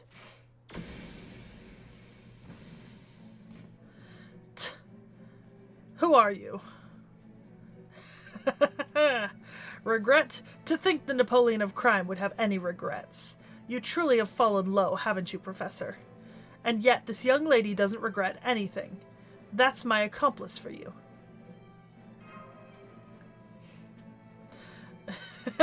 You recover quick, don't you? A new servant, analyzing spirit origin. No way, it's the same servant dressed in black we met back in the Temple of Time. That's right, I am the Count of Monte Cristo. Good to see you again, my accomplice. You seem down. You must have taken one hell of a beating. But not to worry, I'm here now. And I'll accompany you all the way down to hell if that's where our path leads. Well, well, so you were alive too. Lovely. You don't seem happy to see me. Hey! It's our favorite girl! She's back! Best waifu. The old Moriarty was way more expressive than you. I knew I should have roasted your ass when I had the chance, old man. Hey, why would you call me that of all things? Jean, you're alive, thank goodness. Yep, sure am. I cut it real close. Huh? We gotta change the title to this stream. Oh yeah, we do! I cut it real close, but at the last moment, you know. I'm afraid I don't actually know. That's right. Holmes told you to, watch your feet, if I recall. Indeed he did, and thanks to that very advice. She ended up diving straight into a manhole. Wonderful form, too. Hey, I made damn sure to sterilize myself after. What you're looking at me like that for? If you got something to say, spit it out. Oh, Jean, you will never get that feeling off of your armor. Oh. Oh, wait, actually, that's right. I did say that the vibes were like sewer water. What, you want me to rub your... Huh? What, Knick-Knack? Oh, I just laughed. I chuckled. Yeah. What, you want me to rub your shoulders or something? How about I just frickin' burn you alive instead? But that could wait a minute. Hey, Master, I brought backup. Well, I saved some chump anyway. He's not going to be much help, but he did say he had something to give you. In fact, I was originally summoned to protect him and to work with him to save someone else. Hey, it's Shakespeare. I've finally been rescued, Master. I'd love to express this joy in a sonnet, but that will have to wait. For the moment, William Shakespeare is back and fully recovered. Yeah, he's not going to be much help. Ouch! You cut me to the quick. And here's the second unhelpful reinforcement. Some Shinjuku trip this turned out to be. Here I was, looking forward to visiting Kabukicho, only to find it in flames, with strange dolls dancing, as if possessed. What in the world were those? Coloraturas? All I wanted was to see overdressed people with pitch-black desires. Well, if nothing else, I learned that moving mannequins are truly the stuff of nightmares. Yes, they are. There was a Doctor Who episode that taught me that. Anyway, with no other choice, I holed up in an abandoned house waiting just for this moment. Well now, I certainly didn't account for you two in my calculations, especially you, Anderson. You're telling me, but when a certain dumbass asked me for help, I just couldn't say no. By the way, I also have something for you. For me? Yeah, but Tacos, the psychological effect is by far the strongest part of being doused in sewer water. For you. Sir Moriarty, I take it that Sherlock Holmes is no longer present in Shinjuku, seeing as you absorbed him. Right, you are. As long as Holmes's power is also yours, your power as an evil professor will never decline. After all, ordinarily, Holmes always beats you, but now he's your ally. Right now, Professor, I imagine you must feel as though there is nothing you can't do. Unstoppable, in other words, and it makes sense. If the story ensures that the protagonist wins, what better way to win than to become the protagonist? Stop right there, Shakespeare. What are you planning? History's greatest detective may have let down his guard for a moment and allowed you to absorb him. But remember this well, villain. He blazed a path to a world in which thousands of skilled detectives followed in his wake. Naturally, they too are phantom spirits. In a normal Holy Grail war, they wouldn't be worth summoning. However, seriously, thanks to that, we had to resort to a derivative work. It's nice that we didn't have to come up with any backstories, but the restrictions were a real pain. Still, the client requested it, so I didn't have a choice. These scribbles may not be much, but they should more than suffice for summoning. And with that, it's time for a hastily written, slightly hackneyed turnabout story. Now let me introduce you, everyone. This is the derivative work we spun. They may not compare to the original, but at this point in time, they shine brighter than any heroic spirit. Marchen meines Lebens, a story just for you. It's not often I get to use this noble phantasm in this way. First folio.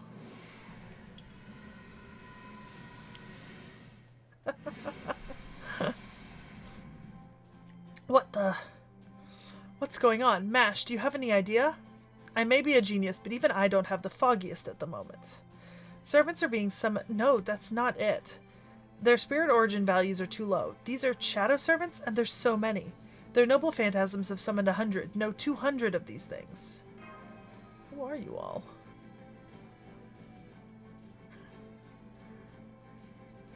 We are phantom spirits, Master of Chaldea. That is why we appear to be ghosts. The others are unable to even do that much, and are merely drifting around us. You're... no way. Thankfully, we won't be fighting directly. We'll just be helping out Master a little bit. Part of me would like to argue in Moriarty's defense, but not when the planet's doom is near. That's just like you, isn't it? The last one's a perfect betrayal. Now, where'd that Belgian get all— Yeah! Oh my god! Yes! Yes! They're mentioning him! Knick-knack, were you aware that this happened? Yes, I was aware this happened. And you have held this back from me every single time I said that I wanted Hercule Poirot and Fate. Yes, actually, yes.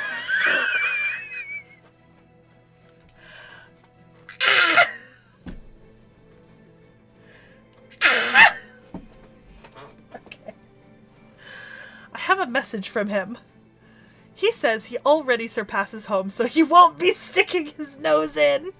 That said, he also said he will help us. One of these shadows must be him. I see that detective still too proud for his own good. Was it gray brain cells? The little gray cells? Brain cells are supposed to be pink. If they're gray, that means you're dead. Never mind that. Exactly what should we do at this point? We've practically already lost. The numbers don't lie. 2 and 2 will always be 4 no matter what. Not at all. We've only just begun to fight. Mr. Holmes has left something important behind. That thing we always forget. Of course, it's not my usual style, but oh well. I can't say I care for that. I mean, did Holmes himself ever try it out? Don't worry, it's Master who will be doing it. Otherwise, she can't hope to defeat Moriarty. No need to fret. We are offering you our power. All you have to do is accept it. From there, you will attack Moriarty. Nothing at all mysterious about it. In fact, it's quite scientific. Wait, I think I can guess at your true names. But Master can't attack anyone. You're exactly right, young lady, and we too are incapable of attacking anyone physically. Even if we were heroic or phantom spirits, it's just not in our nature. Our claim to fame is solving riddles, after all. Indeed. As if a bunch of forgotten old men like us could take part in combat. That's why you'll attack in a way that only we can. That's why we were summoned. Okay, Seki. We will now lend you our power, and not just us. Thanks to the great writers Shakespeare and Anderson, there are countless detectives here with us. Some of us may have forms, and many may not, but we are all here nonetheless. And not only from Great Britain, many of us have come from countries around the world as well. All of us have gotten up off our behinds and come together to help you, someone who would risk their own life to save a planet that is already outside the bounds of history. Now, our power is yours. That's the scoop, Moriarty. Now go on, pick up your weapon. You're not really happy about this either, right? So go out with a bang. It'll take a bit of the sting out. So this is your last resort, assembling a multitude of half-baked fictional detectives. Who do you think I am? I'm James Moriarty. The only detective who could ever hold a candle to me is Sherlock Holmes. Very well then, I don't know, nor do I care to know what you're up to, but I'll fight you to the last. If you've got detectives on your side, then I shall draw the forces of evil to bolster my own power. I've confirmed the appearance of the Holy Grail. It seems like it was never used in the last battle. This magical energy is as powerful as that of a demon god pillar, so he really wasn't fighting at his full strength before. Guess he actually means business this time, then. Master, please win. Sorry, Master, but it looks like you'll be dying 3 minutes sooner than I expected. I trust you have no regrets, seeing as you're the one who chose this course of action.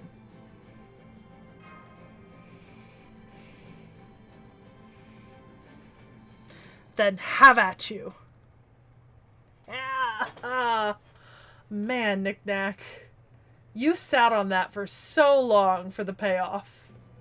So we did go over the fact that that there were the phantoms of the other detectives. Yeah. But I didn't give Seki really a chance to like try to guess them by name, and she obviously didn't have the dialogue there, and I absolutely didn't even think about the fact that Benoit Blanc was among them until Yeah. she started asking about Benoit Blanc. Yeah. Um, but also, You mean Hercule Poirot. sorry, not Benoit Blanc. Benoit Blanc's Knives Out. Yeah, Yeah, Hercule yeah. Poirot. Yeah. And I'll also point out the fact that they purposely went out of their way not to show a design for Hercule Poirot and mention that he wasn't amongst them, like amongst the ones at the front. So that tells that I think that says, and they directly call out about him.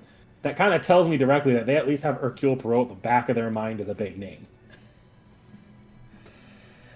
So you're not you can cope for Hercule Poirot the servant eternally now. But yeah, you really sat on that for a while. Yes, since about a stream or two ago when I heard you mention Hercule Poirot. Yeah, but you've known I liked Hercule Poirot for a really long time. I mean, we went to see the new movies together. Yeah, but I wasn't going to remind you about the. True. I didn't even think about it until you brought it up. True. That you really wanted Hercule Poirot as a servant. Fair. Let's see how much of these break bars I can take out in one hit.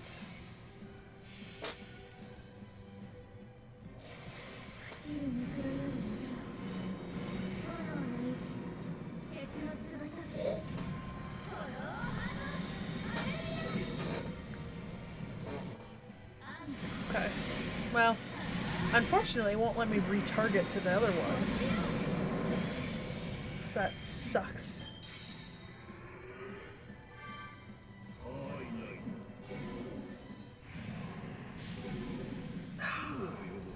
Man, why you gotta sap my NP charge, you piece of shit? Anybody else listening to this stream while grinding out the Rider Grand Duel?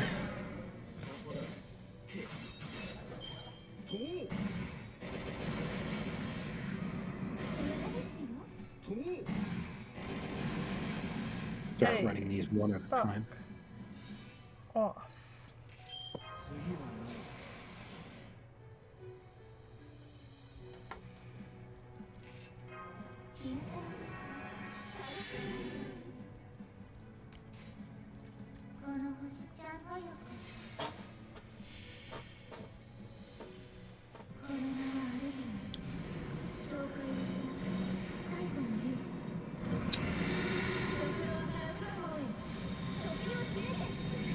Oh, good. Okay. We're overgauged on both of them now. Which means I should just have to take out whatever's left of their NP, their HP now. Yeah. Break bar and... I didn't see you ranting about. It was in the Discord. Huh. FGO chat.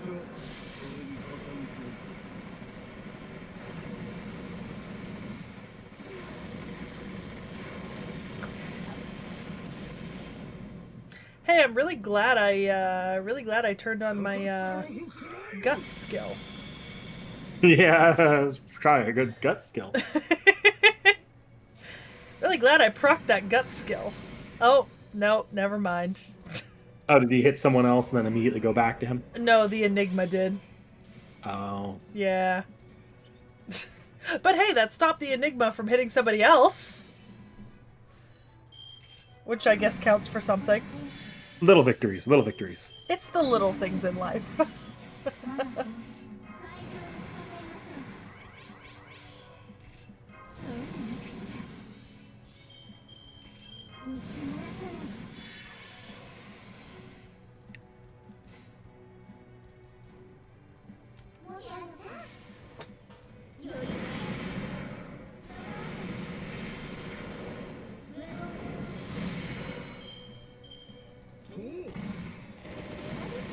Oh, fuck off.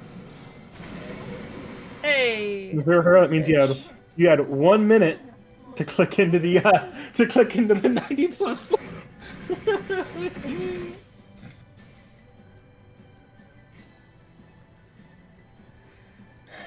I do not appreciate. Oh wait, no, it released 1 minute after the teapots expired. Well, rip. All right. I'll try to. Okay.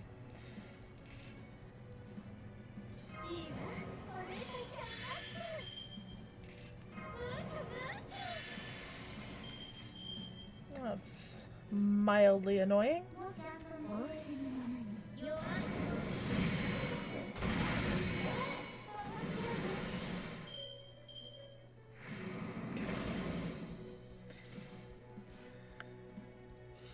Alright, there we go. I'm unsealed.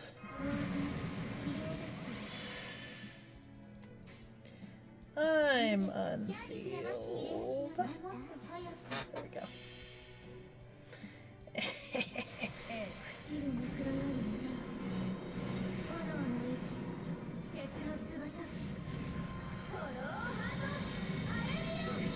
Yeah, I thought that might be overkill.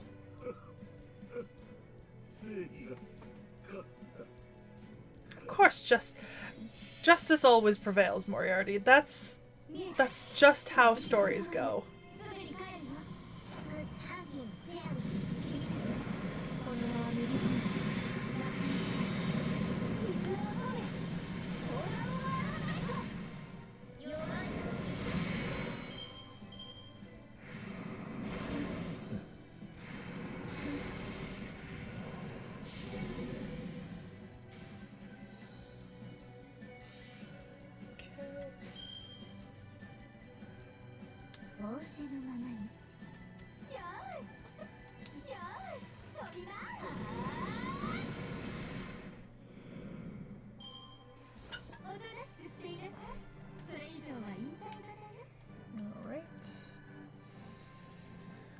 Look at that, you win.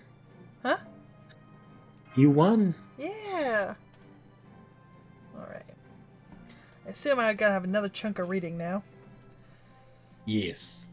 The final chunk of reading.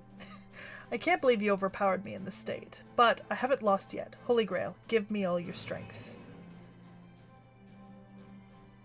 A second wave? We won't survive another one.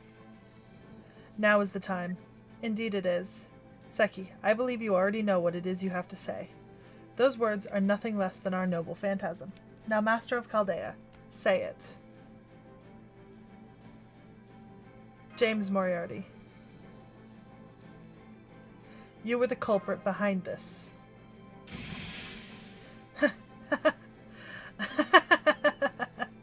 That's your plan? Yes, you're correct. I was the mastermind behind this whole incident. I am the culprit. The power, it's leaving me. And all because my culpability was proven? Aha, now I see. Since I never left any evidence of my crimes behind, I was never once named as the culprit. So I didn't know that the moment I was unmasked, the moment I lost to the detectives, would weaken me like this. Still, it's strange.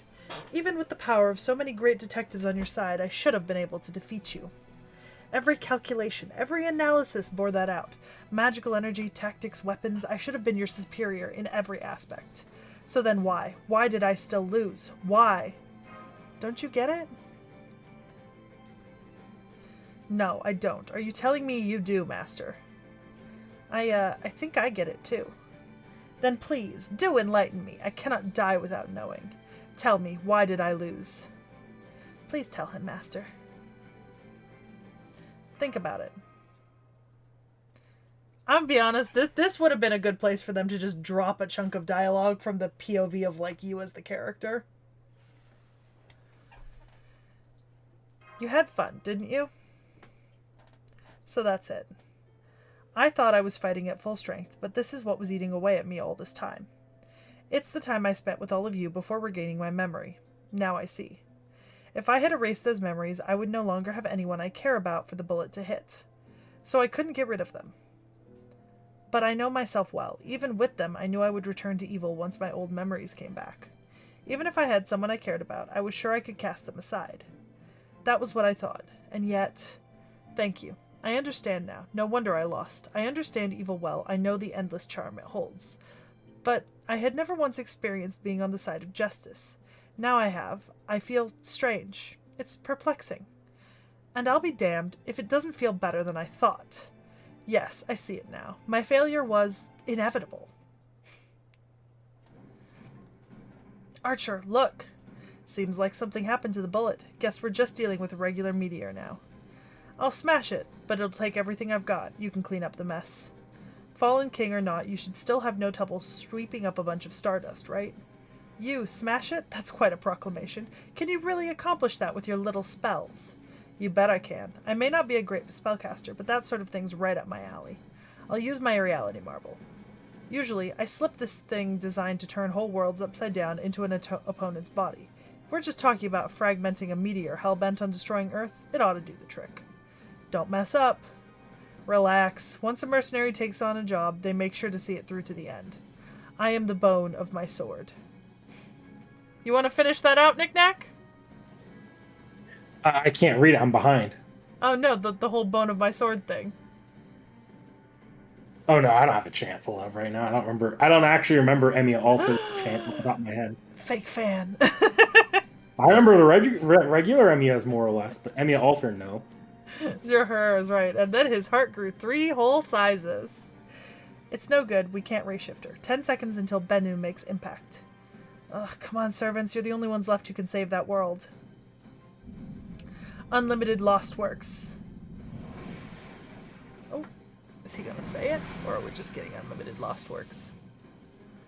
Strategic cutaway to avoid out most of the chant. Did he do it? He did it, right? Right? No, not yet. Even the fragments are enough to obliterate Shinjuku, and there are so many. Wait, he did it. I'm sure of it. Can't you see? Oh, there we go. I can. To swat a bullet from the sky, one needs a divine construct that stands above all other sacred swords, even if the one who wields that sword is consumed by darkness. Vortigern, Hammer of the Vile King, reverse the rising sun. As long as Master is here, that light will never...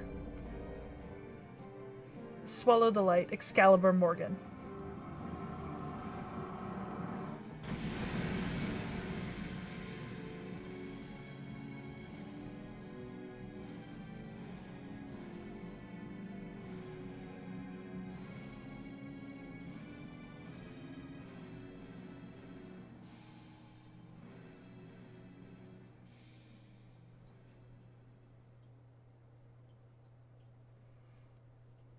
Bennu is completely destroyed. Shinjuku's environmental parameters have returned to normal. Seki can reshift home at any time. Master, we did it.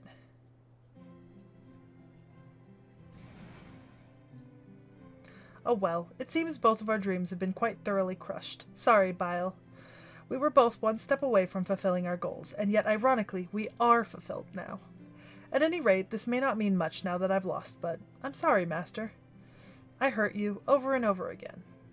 I twisted your integrity and your devotion to my own purposes and used your naivete as a trap. But at least believe this.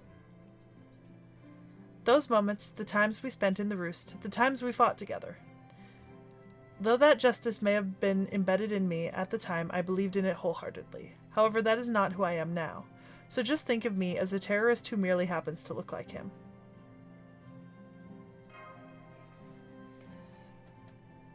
Good. He was a good person back then. At least, I think he was. Great detectives, let me just say to you, from the bottom of my heart, go to hell! Next time, I'll make sure you cannot possibly finger me as the cult... There's a... I feel like that sentence could maybe be rewritten a little bit. I'll come up with a crime so perfect you'll never be able to pin it on me. Thank you for the kind words. Now farewell. There truly is nothing like science, is there? I heartily concur. I say, though, aren't you stealing my lines? Well, we are both professors. Don't worry, you have your own personalities. I can't believe they even summoned a gaudy old geezer like me. Thanks for that. Very well, then. I believe I shall take my leave as well. Goodbye, everyone. And Moriarty, I hope you find happiness in your future. And what was that supposed to mean? Was it sarcasm? I think he meant you may be summoned as a servant.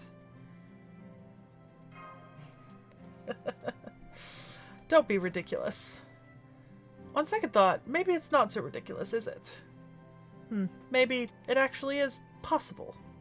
Of course it is. You've already been recorded as a proper servant. And, given how commendable the young master is, no more they love not poison that do poison need. Let us say they love poison that do poison need. Or something thereabouts. I see. Then I suppose there's only one thing to be done. Make sure you entertain me after I've been summoned. Oh, there's no need to promise. Just keep it in mind. All right, then. Au revoir. For a guy who took a ton of damage and was on the brink of death, he sure went out on a cheerful note. Perhaps he was just trying to save face. I imagine he thought he was doing us a favor by not subjecting us to a sappy farewell. You think? I think he just wanted to see the look on Master's face. That, too, is eminently possible. Now then, I believe we had best be on our way as well. Right you are, Shakespeare. I have deadlines to meet after all. And only 28 days this month to meet them. Oh, so it's February. Perhaps I should stay here a bit longer and do some research. Don't be a fool, we've already started disappearing. If I go, I'm taking you with me. Coward!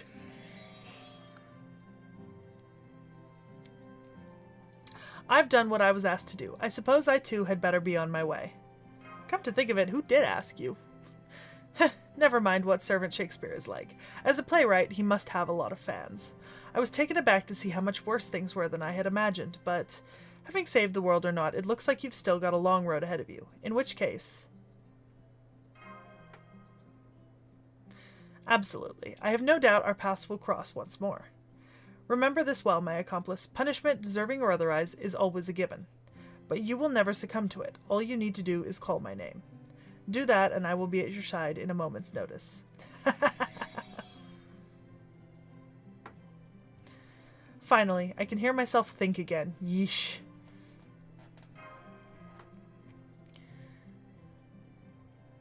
Could you not say weird things like that just as we're about to say goodbye?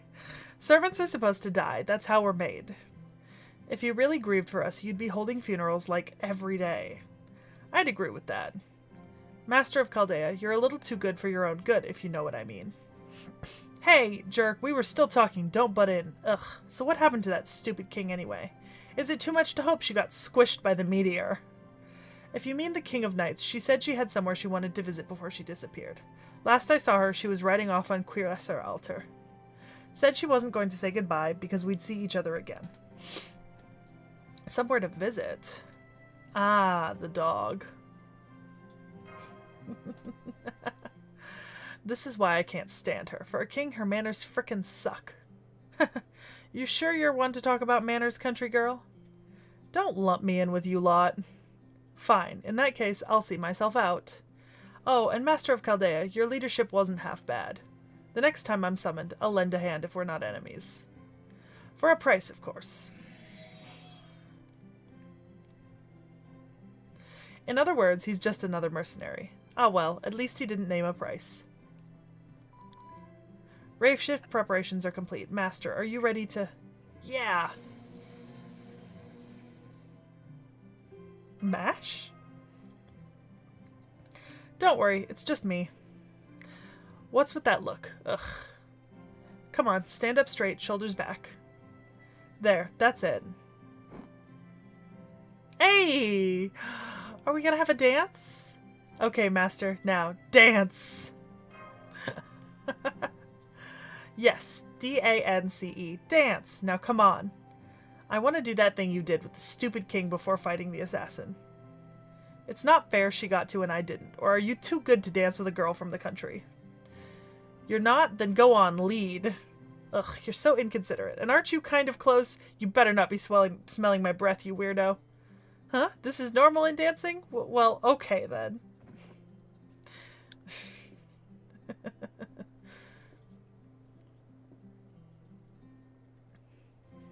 Good. Now she and I are even. Take that, ice bitch queen. Did I only dance to get back at her? No, you idiot. I danced because I wanted to. What's with the grin? I'll burn you. See if I don't.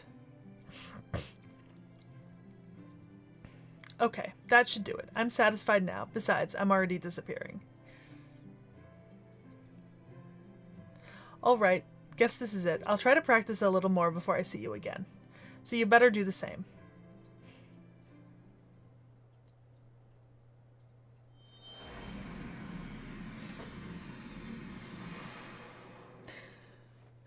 Jalter, truly best waifu here.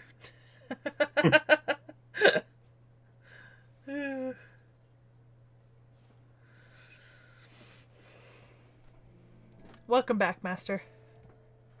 Boo! Boo! That was quite the ordeal, wasn't it, Seki?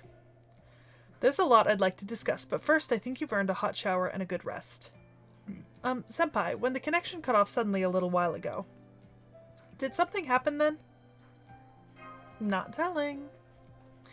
Oh, come on, Senpai, please tell me. Boo! Boo! Okay, that should take care of that rather sudden analyze lost order. Good work, everyone. Thank goodness. Now then, care to tell me what brings you here? Well, I did just suffer a crushing defeat, and at the hands of my nemesis, no less. So I thought I would stay here a while and reflect on my missteps, if that's all right with you. My spirit origin values were already so low after numerous ray shifts that I wasn't much use in battle. But this latest bout of damage was so severe that I'd be nothing more than a burden now. For the time being, I need to be more of an armchair detective. So, you have something you want to investigate. Sure thing. I'll go ahead and issue you a permit. Precisely. I knew Leonardo da Vinci would understand right away. Oh, and I also have some news to share.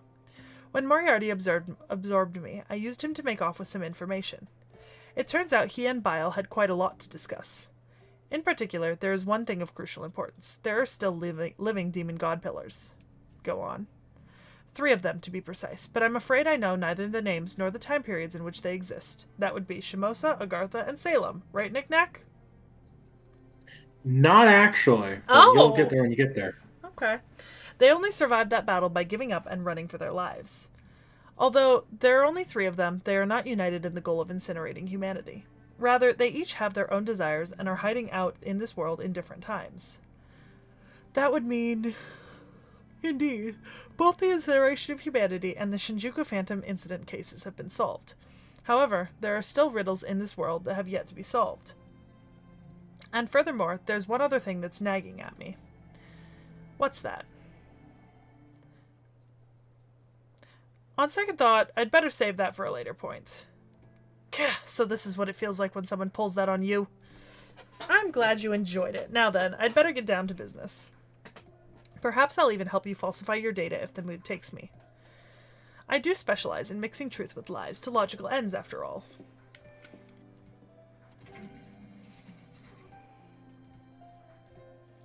You know, from an objective perspective, we geniuses are kind of infuriating, aren't we? Yup. Yup. What's with the cold stares? Pot, kettle. Oh. This is the last time I can feed you. I'm afraid I have to be going now. I doubt we'll ever see each other again, but don't feel sad. You're free now, Cavall II. You can live out your days as a stray or choose a new owner. Whatever you decide, I'm certain you'll be fine. Thank you for standing guard all this time. Oh.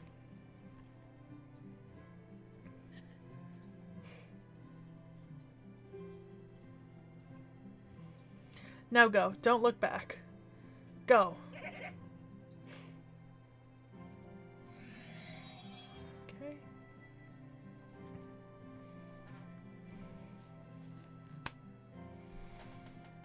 A lone white dog runs through a Shinjuku in chaos. Someone tries to catch it, but soon gives up. For reasons unknown, Shinjuku is once again becoming part of our world.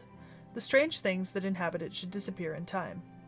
Magecraft, demonic beasts, moving marionettes, giant walls, all of it will be driven away to the far corners of the world.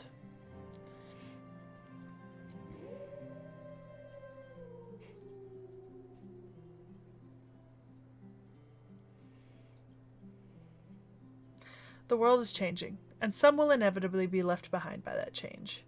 The white dog howled with all its might, the sound reverberating far throughout the city. not a howl of grief nor of anger, but simply as its heart willed. It tipped back its head and howled once more.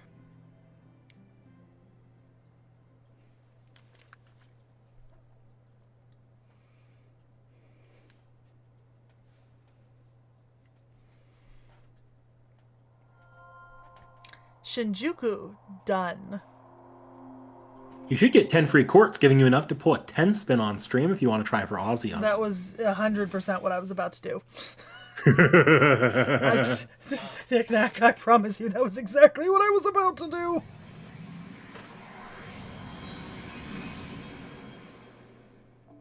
Now, I did have a question. Let me go. Let me do it before I pull. Let me collect. Yeah. Okay, so when we were talking in the Discord about the ways that I could earn quartz, right? So yes. The first way was through Chaldea Gate, and it was the interludes and rank ups, right? This stuff. And I've done like 3 or 4 rank ups already. I think I have like 12 altogether that I can do right now. I could do more if I ascended more characters, but I don't have any more fucking wisdoms to do that. Sorry, you are cutting a little bit in and out here. Oh, sorry. Anyways, so I see where those 2 things are. But somebody mentioned like free quests in like the first in like part 1. So if you scroll down to even Fuyuki there, I think. Yeah, click into Fuyuki. Okay.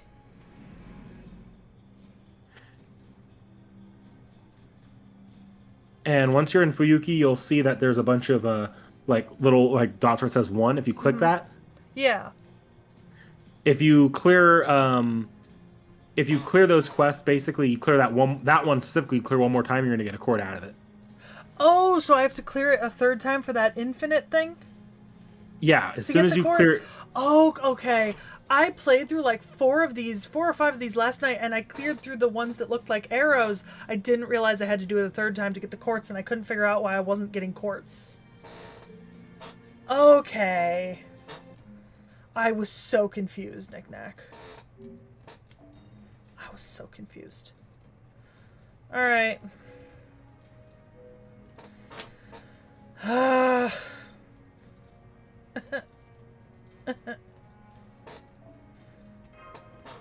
Just going for it. I'll just let it play out.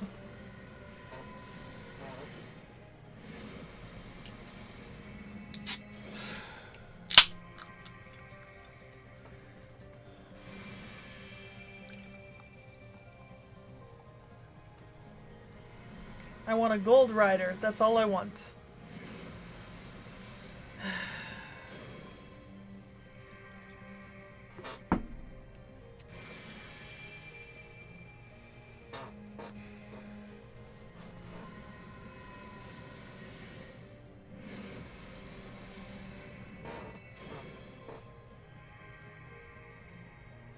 I swear to fucking God, the amount of Julius Caesars I've gotten.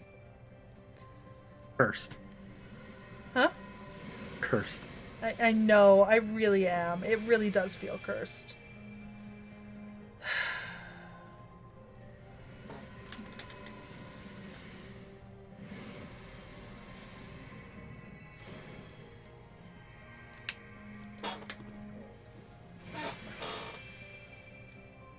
And the other thing is, I swear to fucking God, I'm getting more servants than usual on these polls. They're just servants I don't want. You know? Well, it's 3-star servants. 3-star servants are gonna come regardless. I know, but like all the other like the 4 Nitocris's and the frickin' Vritra. Well, Nitocris is the 4-star on Raid Up. You get it's like the Vritra is the random one. Like Vritra, I don't know where that came from. That was unfortunate. Yeah. Although I will say now that you've helped me figure out why I wasn't getting quartz for those stupid free missions because I wasn't doing them correctly, I'm gonna be honest, playing through those ones back in like part 1 is probably the fastest way for me to farm quartz. It's very efficient. Those are pretty efficient because they're going to be very efficient AP wise. Rank ups cost a lot more AP. The rank ups also take me forever. They're just higher difficulty. Yeah, yeah. To be fair, it doesn't help that the first couple rank ups I did were for like 5-star servants. So Well, in theory, you do still want to do those rank ups because those rank ups are just making your servants better. yeah. Oh no, I know. I did Iskander and Berserku and somebody else, I think.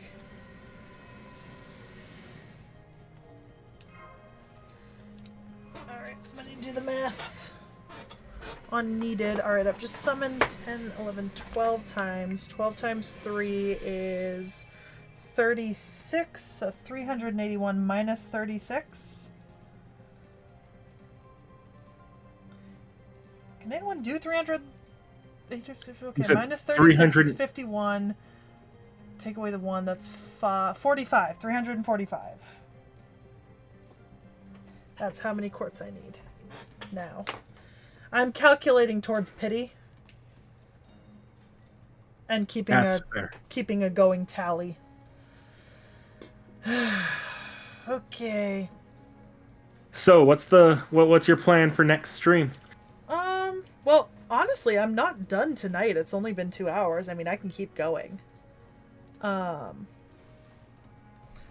sort of torn because I obviously I have not played through Agartha yet. Well, wasn't the plan with Agartha always to do just the fights and then you're gonna read off stream? Yeah, I think so. I could do that right now. I could get started. Yeah. You might as well just poke into Agartha, skip the cutscenes, and try to get, because that's going to give you fragments too. Yeah, it'll give me fragments and it'll give me a lot of quartz. Okay. Yeah. And the beginnings of Agartha aren't going to be super hard. I'm going to make the assumption, you know. Agartha's the fights aren't going to be too bad, except for like 1 or 2 of them can be a little rough. Yeah. I'll save Shimosa Prologue for the next the next full stream I'm doing. Oh Jesus, it's my 10 p.m. alarm. Remember with the Shimosa Prologue, it's that one quest you skip the cutscenes for. Wait, what? Remember when you were clearing all the Chaldea Gate stuff, there was that one Musashi quest that you skipped the cutscenes for and just played through? Yes. That's the Shimosa Prologue. Oh, okay. I might have to go do that then.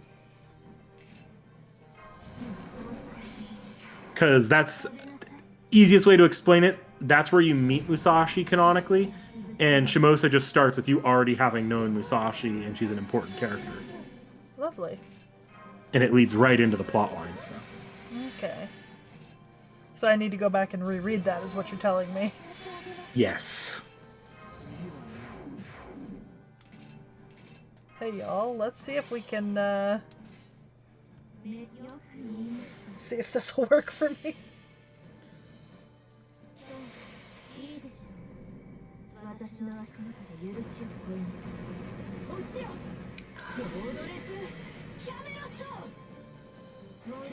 Oh good.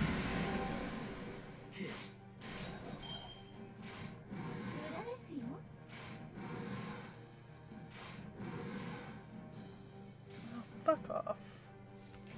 Take out the weak one first.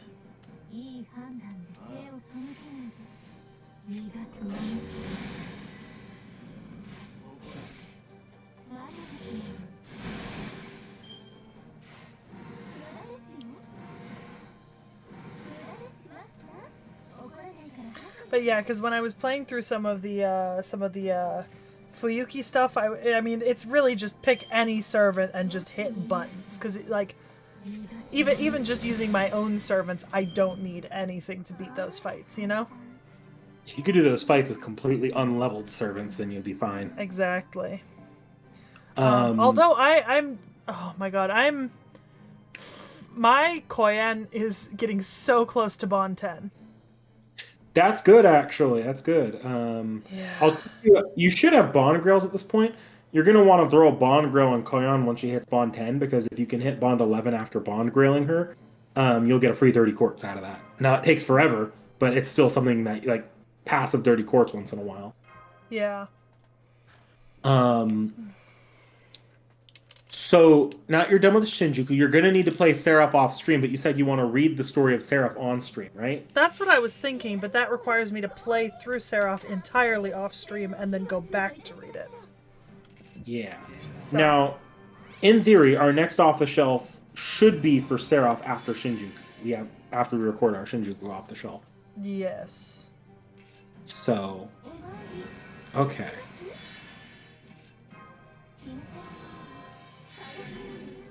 Oh, I am about to commit massive overkill. Like, on a scale, knick-knack.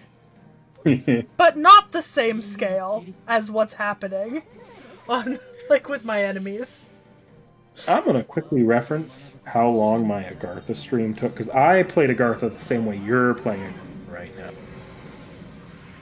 Granted, I have probably more versatile units even at the time, but let me compare that. Agartha took me about 3.5 hours to beat with only the fights. Oh, that's not bad.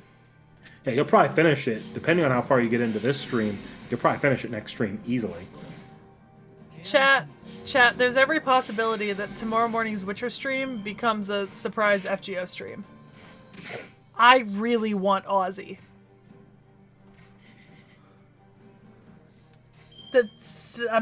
Look, I'm just saying, it's a possibility.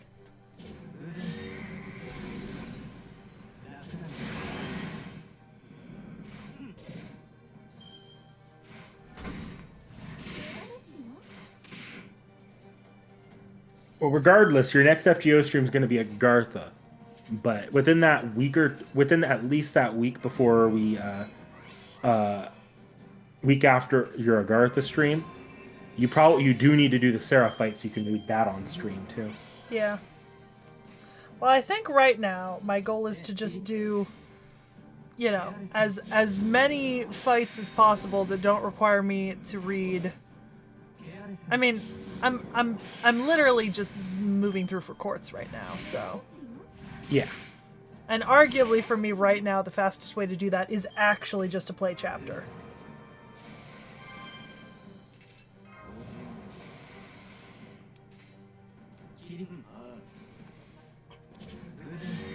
Like, you wouldn't think, but it is. No, I completely agree. I tell my brother that every time he complains about quartz. Fastest way for him to get more quartz and access to more quartz is to just catch up on the story. Yeah.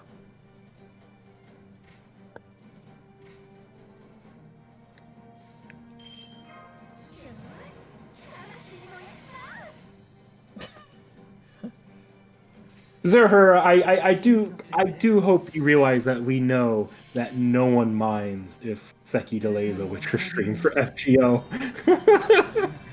Look, know our audience. I understand that people do not really care about seeing me play Witcher. It's more of a passion project than anything else. Look, I'm expecting my numbers to be down when I start playing Persona 3, so... Yeah. It's just we how... know... Huh? We fully know our audience, Seki. Yeah. I am under no illusions that y'all are here for Witcher. That I do feel bad that the audience is getting one less Fate stream every week at the moment. I appreciate that, Zero Herrera. I like playing Witcher streams because it feels more, like, actively fun than FGO streams at times. If that makes sense. Like, it feels like I'm actually getting to do like a more involved, like, game and not just click my way through fights while doing a ton of reading. So what you're saying is I should put you through Fate Samurai Remnant on the hardest difficulty. Well, not on the hardest difficulty, but you'd probably find me enjoying Fate Samurai Remnant as a game more than I enjoy FGO. Probably. We'll talk about that after you finish Shimosa. Oh yeah, because Musashi's... Yeah, Samurai Remnant's a spin-off of Shimosa, so...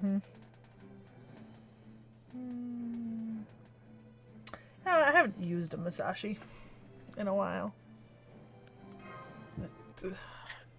Look, if the choice between using Musashi and not using Musashi, I recommend not using Musashi because you're going to have to use her a lot in Shimosa and you're going to be sick of using her. Yeah, but it was either that or Benny Enma, and I've used Benny Enma for like 15 fights over the last 24 hours. So, you know. Arguably. If you think I'm suddenly getting more talkative, it's because I am. It's because the headache medication I had to take 20 minutes ago is finally. Ouch! You good? Was it my voice in editing? Obviously, no. No, just a migraine started kicking in when you were in the final cutscene. I'm like, which is good because you're in the final cutscene. I walked away for like 5 minutes to go take some medicine. Oh.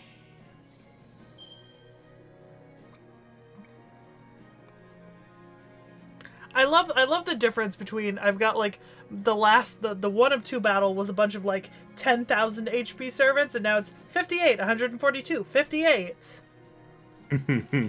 Like motherfucker, power scaling much.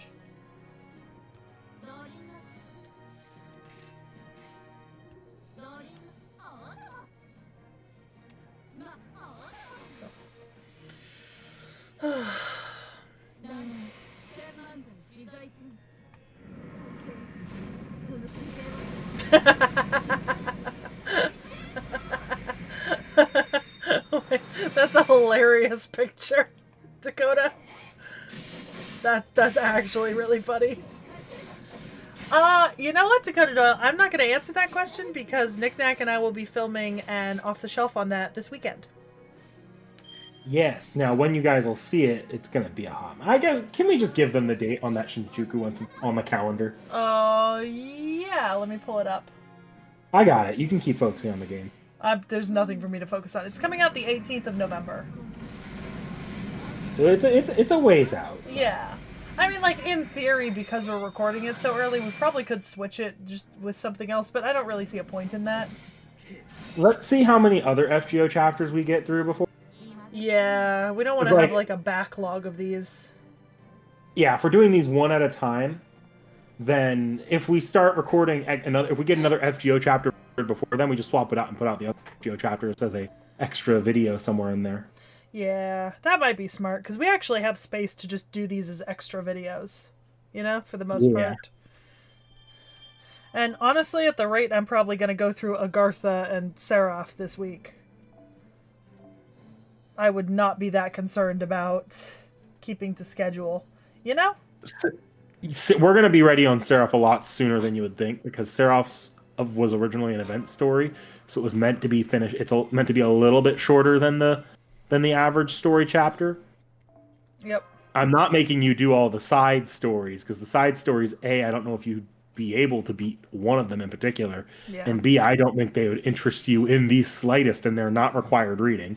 Yeah. So, but on that same topic though, Dakota Doyle, I think you can probably already tell just by my general demeanor and how willing I was to go through this very quickly that, like, I definitely have a very different opinion of this than I do of, like, you know, most of part 1. But I think that's been fairly obvious given my demeanor, you know? Right, Nick? Yeah. Look, I could say she's enjoyed this way more than I think she's enjoyed part 1 chapter. We'll see. I'll let her sit on this for the week. Mm-hmm. I do need to give you, like, hand you first off the shelf for just the side extra events eventually. Because there is one I do want to start you on, partially because it's kind of sort of relevant to Epic. Yeah. It's not important that we play it in any order, though, because it's never coming up again. It's kind of dubiously canon. So what is it? But it's also kind of important I have you play this. I want you to read the first 2 Guda Gudas. The first one shouldn't take you long at all. In fact, I almost wouldn't blame you if you zoned out and forgot half of what it was, because I certainly did when I read it.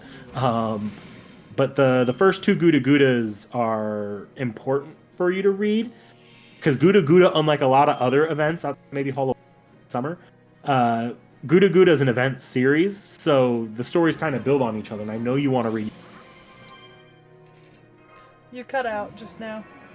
Oh, What do you know I the want to read? Yamatai Koku, the Oh, Himiko yeah, event. I do want to read Yamatai Koku. So if we want you to read Yamatai Koku eventually, we have to start putting you through the Guda Gudas, and Guda Guda 2 is actually relevant to Epic or Eminent, and Guda Guda 1 isn't even worth doing a full off-the-shelf on its own, so we just do them both together. Fair. So eventually I want to have you read those, but we'll figure that out next time we look at the schedule. Very fair. Yeah, I was gonna say, for once the schedule is like so organized and we're actually like well recorded and planned like properly, you know? Not excessively, but just enough that we have time. Oh yeah, more Nobu. I also want to finish reading Learning with Manga. If you catch up on learning with manga, I'm not caught up on learning with manga. But then how am I gonna do an off the shelf about it? Learning with manga is a weekly release series. I'm not doing an Yeah. off the shelf on that right now. Knick-knack, it's not that bad. I do it for One Piece. It's not that bad. It's also a weekly gag series. I mean, Yeah. Barely takes any time and effort. Chat, Knick-knack needs to read Learning with Manga with me. I don't know how I would format a learning with manga off the shelf.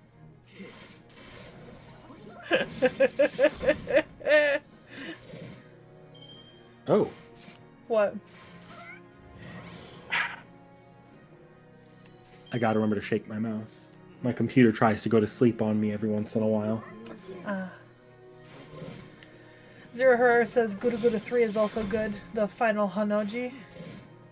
Guda Guda 3 is not Final Honoji. Guda Guda 3 is Imperial Grail War. And Guda Guda 4 is Final Honoji. They're all great. The Guda Guda events are probably some of the best FGO event stories, but... So yeah, we will read them. Or we will work our way through them for sure, but there's other events that you also probably should read, but I'm compiling a list of off-the-shelf events, and Guda Guda is probably going to be the first order of business. I got a question mark and a Lancer. What the fuck is it, chat?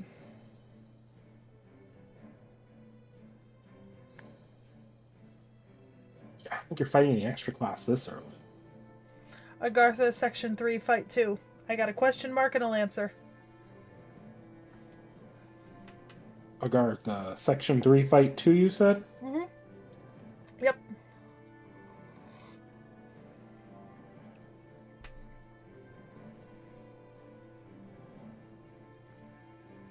It's a Berserker. So Avenger? Literally, it's probably actually Saber's best because it's going to do extra damage to both. Oh, yeah, you're right. You're right. Damn. It's a lot of using sabers so far. A lot of fighting Lancers. Could use a few less. Oh, good.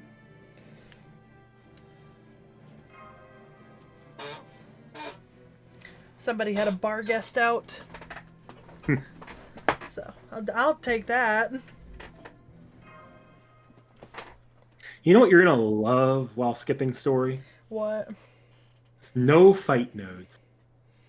Oh, yeah. Those are going to be great. That's just free quartz fragments. Yup. Sometimes a free quart. Yup. Do you want a reference for how many chapters there are here? Yeah, how many sections are there? 16. Oh, less. Nice. Yeah, like this is 100% clearable in one stream, depending on how you play, if you were to have started this on a fresh stream. So what you're saying is I'm going to finish this tomorrow. Yeah, if you want to. Problem is, this is the last chapter you have that you can wholly skip through, unless you want to... I guess you could skip through Seraph tomorrow, too. I could if I needed to, if I ran that far ahead. Yeah. Seraph's not going to be as efficient skipping through, though, because you're not going to get pips for every node you complete. Yeah. Or fragment for every pip you complete. Yeah. Because because weird technicality bullshit. Yeah, well...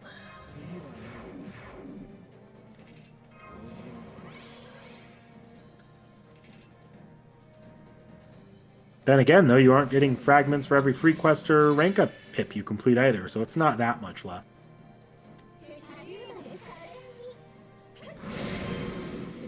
Well, there's a chance after I finish Agartha, at least on stream, I might just start Shimosa. So... But that one you'd have to start reading. True, true. But I mean, I came on tonight to read. It's not as if that's not something I'm not willing to do, you know? True. I can seraph on my own time. I've got overnight stays coming up this weekend, which means I will have plenty of free time. Be ready when you play Seraph to occasionally check in with the Discord, because I think some aspects of that game might, or that chapter might confuse you. Also, I really hope you have QP. I have what? QP. Yeah, I got a ton of QP. Why? Okay. Because you're going to actively have to buy shit with QP and Seraph. Why? Because it was originally an event, and because they have no grinding nodes for the event shop, everything, like, there's certain, like, unlock, like, literal keys you have to buy. They just make you buy it with QP since there's no longer grind nodes. Gross. I dislike that. Also, yeah, they I never do it dislike again. this fight. They kind of rubbed up against something like that in another event and totally avoided him. Yeah. The other thing you're gonna have to worry about with Seraph is Fucking Christ. there's gonna be random no story fight nodes in Seraph that aren't your next story objective. You don't have to do them before you move on in the story, but you're going to want to do them eventually, because if you don't do them, you're not going to have the currency to buy items that weaken the final boss, and making the final boss actively really stupid difficult. I'm sorry, I didn't catch any of that because I was trying to figure out how to keep Barghest from dying. What? Sorry. So in Seraph, as you go through the story, you're going to unlock effectively free quests that give you something called, I think it's a KP. Okay. And you're going to want to complete those. You don't have to do them before progressing the story fights, but you're going to want to do them eventually. Okay. Because when you get to the final boss, the KP that you get from winning those fights can be used to buy debuffs for the final boss. Otherwise, you're fighting what's considered at the time one of the hardest fights if you don't weaken the final boss using the items you can buy, using the stuff you get from completing those nodes.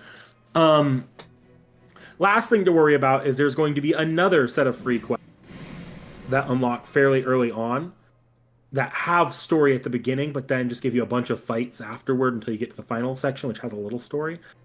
You don't have to do those. That final fight is going to be way too difficult for your account to complete. I struggled with it on my NA account, which is pretty stacked at this point. Yeah. During my streams, I don't expect you to be able to beat this. So you really, really don't need to do that section. The only thing it's going to get you is a Grail and a little extra story for King Protea. Okay. And then there's an extra story section after you finish the story, but it's not really a story. It's more of like a little gag fan service thing. And it's only important to do if you want to get all the copies of, or not even copies. I think it only gives you core. I don't think you actually, you have to buy the copies of BB from the shops, from like the in-game shop. Okay, or the Da so Vinci basically shop. Seraph's got a lot going on, and if needed, I just need a message chat. Yeah. Okay. All right. Then if I end up playing Seraph like primarily over like the end of this week, I'll probably just like tell chat when I'm playing it, you know? Yeah, just you'll be active in the Discord and the FGO chat or something. Yeah.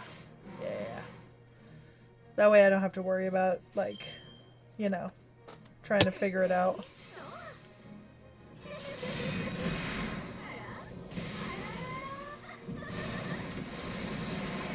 What's called overkill? Objective overkill.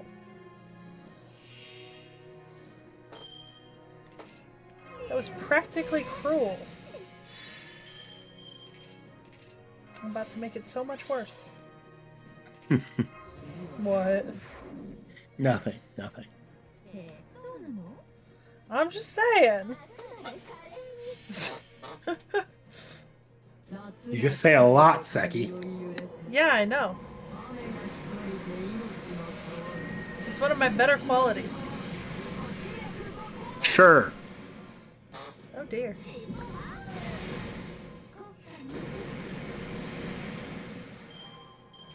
Damn, Koyan.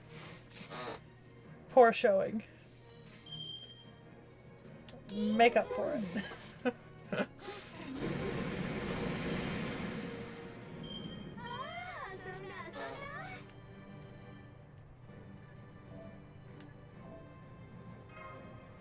Alright, let's see.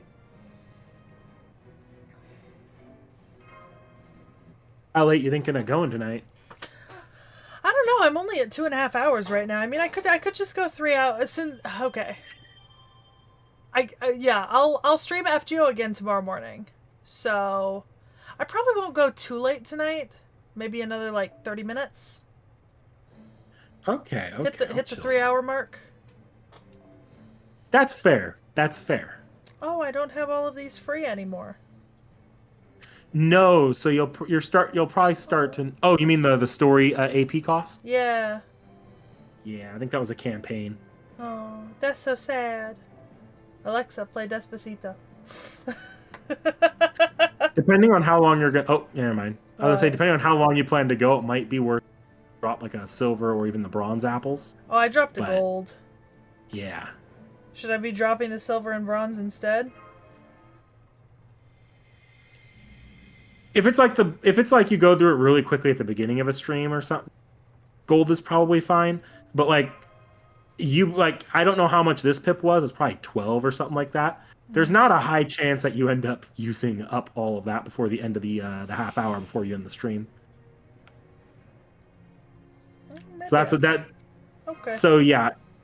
So if you're not sure how much longer you're gonna play, I always silver bronze. Okay.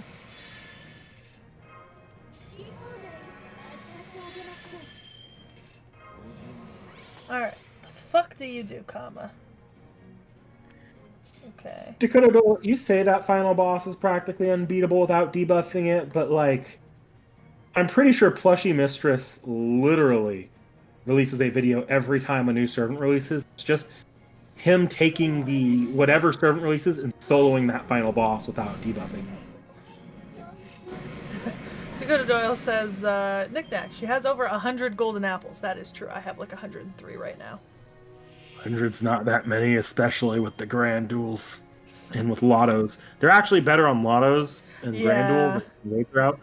The last time I really lost, I think I got down to 70 of them when I was doing the first Lotto event I played. Yeah. With gold apples, it's just better to save for those unless you're really trying to make a push for something.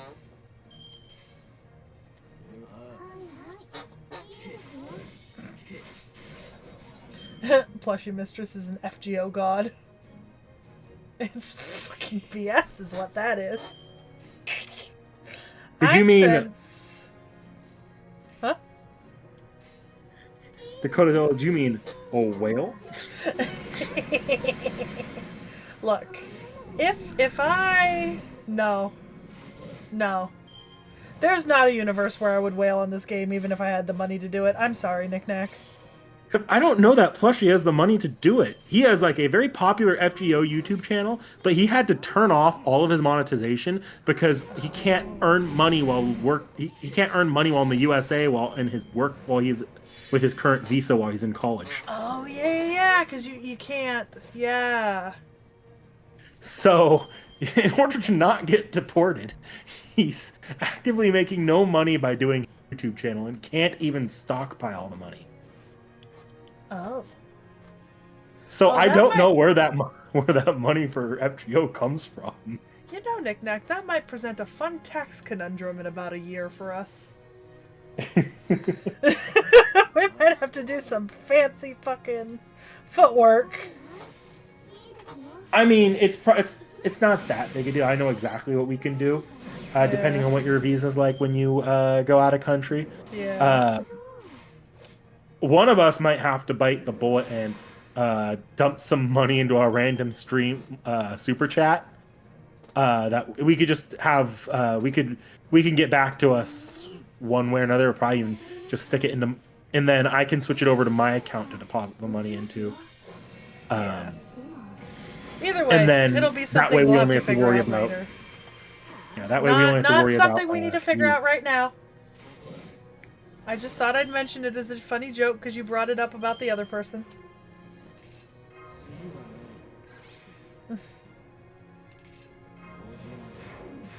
Jesus fucking Christ.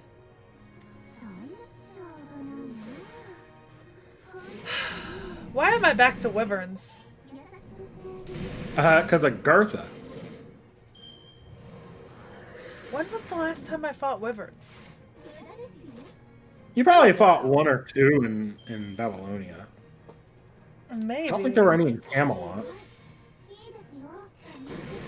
I don't know if there were any in Babylonia. It might have genuinely been E Pluribus.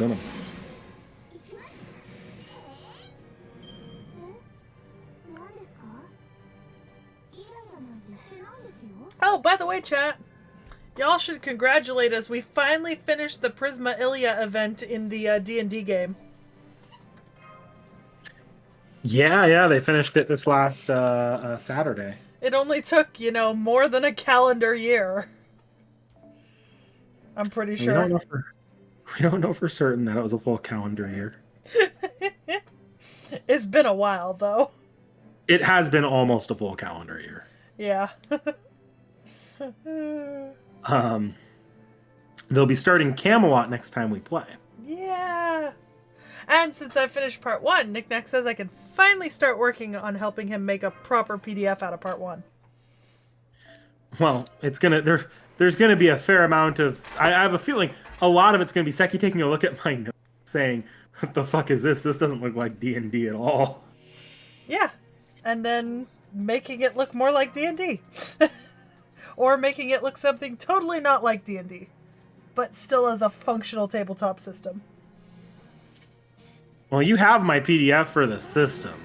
Those systems they're something. But I've already worked with my brother, and my brother and I are going to eventually, one day, we're going to try making a more cohesive non-D&D, just sort of from scratch system. But that's going to be a long while. Yeah, I'm gonna be so for real. Dakota Doyle, the D&D campaign never hits a wall when it comes to fights. The wall is called scheduling. Yeah. The wall is called somehow managing to get 3 or sometimes 4, ever so rarely, occasionally, in the same place at the same time, not for recording the podcast. That's the actual problem. I don't actually know how the Camelot Gawain wall is going to go. Because, I have, we did try to consciously increase the difficulty, but also... But also, I've broken your game. Yeah. That's just, I have physically broken your game, Knick-Knack. Yeah. And I'm not that sorry about it. I'm so sorry. But I'm not.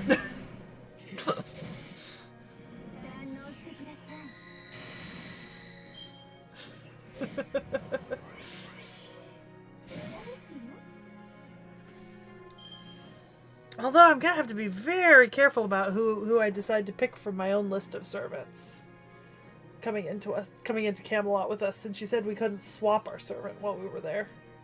Yeah, I'm not letting you guys swap your servant out from when you start Camelot, so... Yeah. I gotta really look over my servants is what I gotta do. Find someone who works well with me and will work well in this context.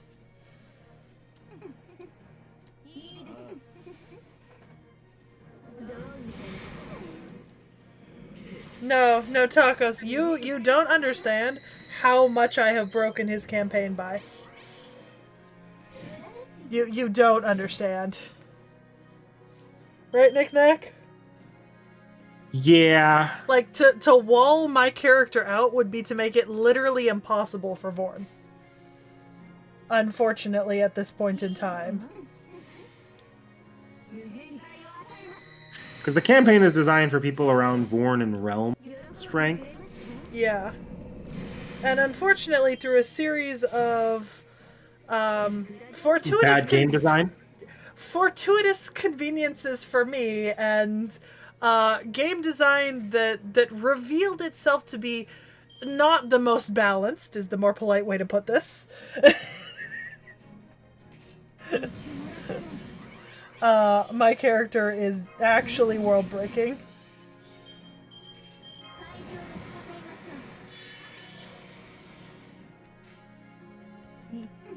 I was looking at that 90 plus Zerher. I saw it was a pretender boss.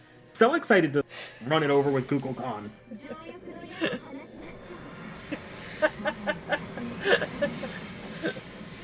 Look, there are going to be boss fights implemented where I'm gonna need to make the conscious decision not to kill servants. Because at this point, oh, I don't know if I'm still cutting in or not, or if my computer going to sleep means I disappear. No, we can still hear you. Okay. Your At this microphone's point, still on. Your screen just isn't. yeah. Oh, you guys have heard me watching anime, not the chat, but you and like Vorn have caught me watching anime or something on Discord. When I forgot to log out of the Discord chat after stream a couple times. Oh yeah, we're not the only people who've caught you. I've literally gotten Facebook messages from Cece about it. You've gotten what? Facebook messages from Cece about it. Because she sees it too. I've not done that in a minute, but yeah. Yeah. But yeah, like there's a point in that game design where I went from, okay, I'm not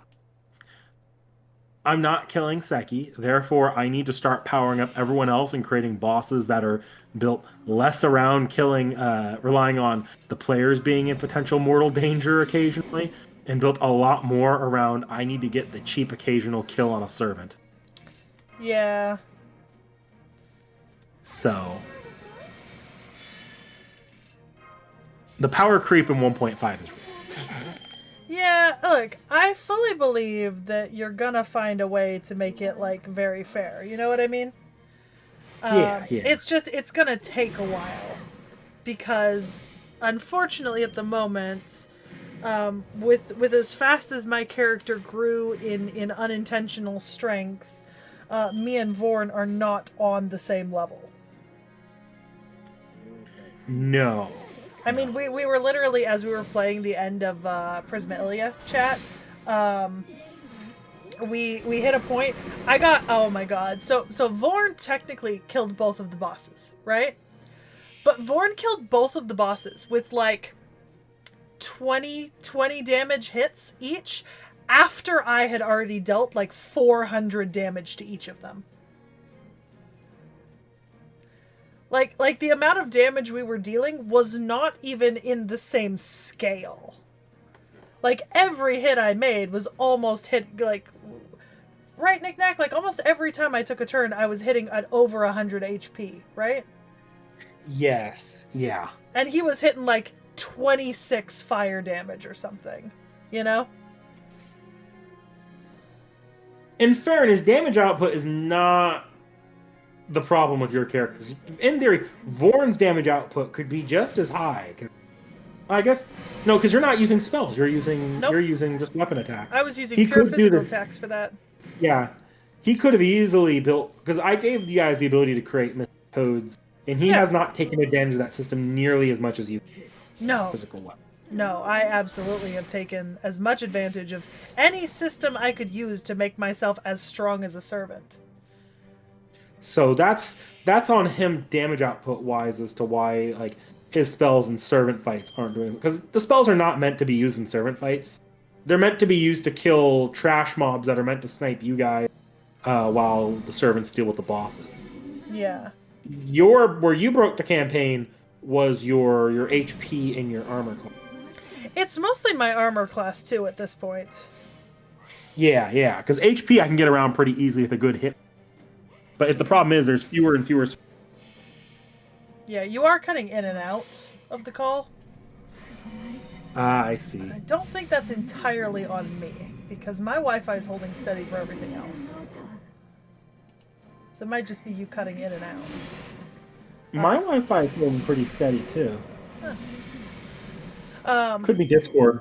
It could be.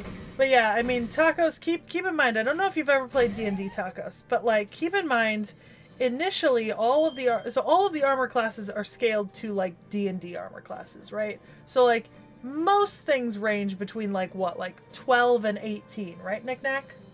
Yeah. Yeah. My character has a functional, working, just off-the-cuff armor class of, I think, 25? Which in the Prisma Ilia event, because of card installs, goes up to like 34. Yeah, So a thankfully the servant Prisma has to Ilia event. have like at least a plus 14 to even be able to hit me if they crit, right? The Prisma Ilia event is built to be built for you guys to play the card installs. You aren't going to be able to have unlimited access to installs going forward. Yeah, but even like It's a much more limited system outside of there. Yeah, but even like in normal day-to-day, like normal like chapter-to-chapter play, I mean, you know, if most things we're fighting are on a scale of like 12 to 18 and I'm sitting comfortably at like 24 to 26, you know, it's very hard for things to hit me. And then, you know, you at one point gave us the ability to essentially purchase upgrades for ourselves, right? Using Saint Quartz and Da Vinci, right? Yeah. And because I had a high armor class, I took all my Saint Quartz and I invested it in buying HP, whereas the boys took their Saint Quartz and invested it in buying, like, armor that they could use. And then the only reason that I didn't need to buy armor, even though I'm technically a caster class according to D&D rules and I had a pretty low armor class to start with, is because when we started the game, my character was blind, and most of the spells I had access to required sight. And so, you know, I ended up with a slightly different spell list, and that benefited me greatly. It's not that it's impossible to hit your armor class. There's definitely a lot. Most servants actually can hit your armor class, because the way the way my brother and I built most servant kits is around the idea of a Buster Art quick attack, with Buster being high damage, no bonus to hit. Arts being a medium bonus to hit with a sort of a middle damage, and quick being high bonus to hit but lower damage. But the problem is that means I'm dealing chip damage to Seki. Yeah. So the only real way I have of hurting Seki is if I can land an NP, which not all NPs have high to hit. Yeah. A lot of NPs miss me, but then regular attacks hit me, but they don't hit me for enough HP for me to be worried about it. Yeah. Yeah. I mean, yeah. And to be fair, all of this spiraled out of the fact that the original design for the class that I rolled was perhaps not the most balanced. The easy solution would probably be to take a look at the stats, where they're falling on the servants, and create a player stat cap, or create a stat cap. Yeah, because that's definitely where you're running into trouble with me, because I've got, what, like a passive, like, plus fucking 12 to wisdom? Yeah.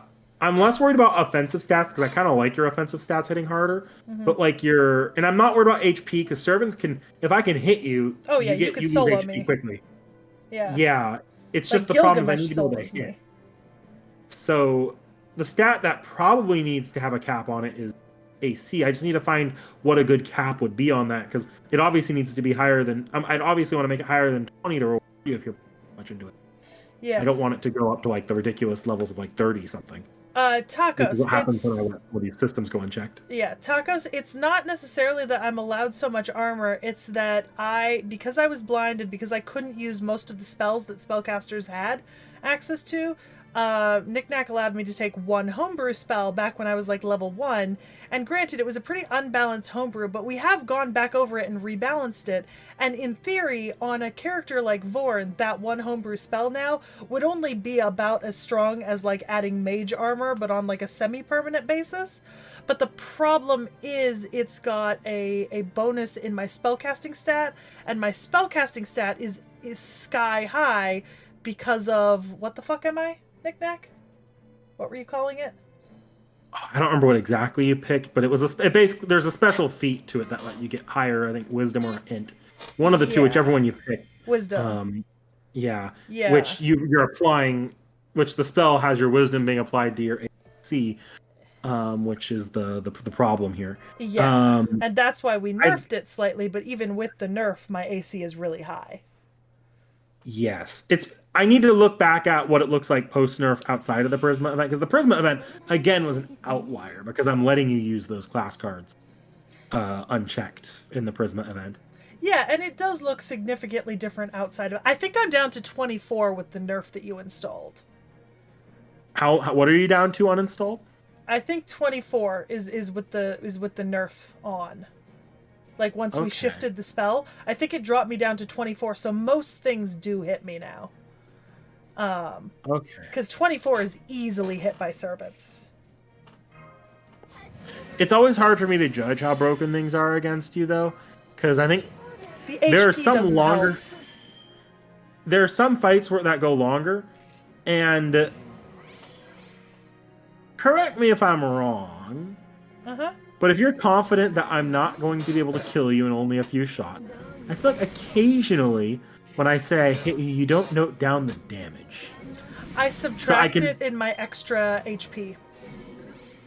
I run a separate calculator, so I don't actually ever change what's written in my HP space, but you know that space below it where you have like extra HP? Temporary HP? Yeah, I just keep a running count counting up there.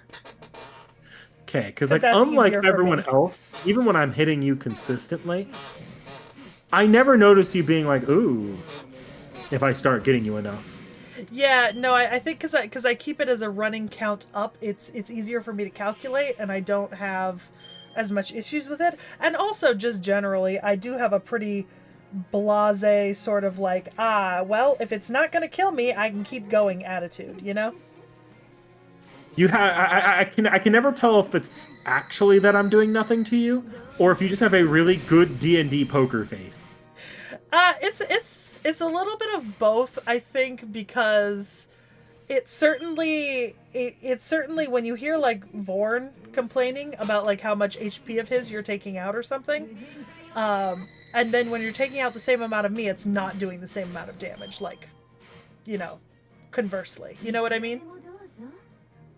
Yes, but I also, when I'm going for Vorn, I tend to, because when I go for you guys, it's usually to try doing God into you without actually killing you, unless I actually feel like it's appropriate to kill you for one reason or another. Yeah, but I don't think, I'm gonna be fully honest, I don't think you've gotten me down below 100 HP, probably in the last like 2 chapters we've played.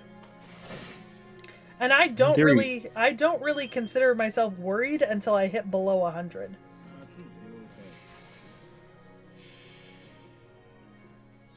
You know? You completely cut out there for me, but I think it's probably Discord. Yeah, I think. Because the thing is, I'm actually keeping up pretty well with your FGO stream on. Hold on, as I'm just gonna disconnect and reconnect. I'll do the same.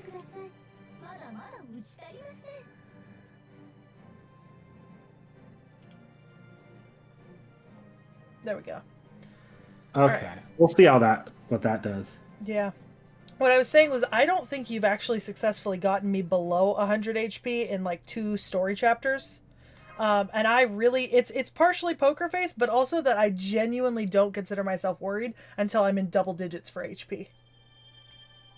I haven't had any fights where I've gone after the masters as much off the top of my head last, because Prisma Ilya, even if you guys hit 0, I wasn't going to kill you. Yeah. Also, I'm on section 6 already. Yes, you are. I am moving fast. There is no world where I was going to kill you guys in the Magical Girl crossover chapter, so I was not aiming for, like, gunning for you at all. And in E Pluribus, in E Pluribus Unum, which was the last main chapter you guys played. Oh, we skipped so many fights in that. So yeah, you didn't even have a chance to get me low HP in that. You didn't skip any major boss fights, and I did do a lot against servants in the boss fights, I think. Yeah, you did. But I wasn't gunning for players because I didn't have the enemy amount to be gunning for players, or the fuck you attacks to be gunning for players.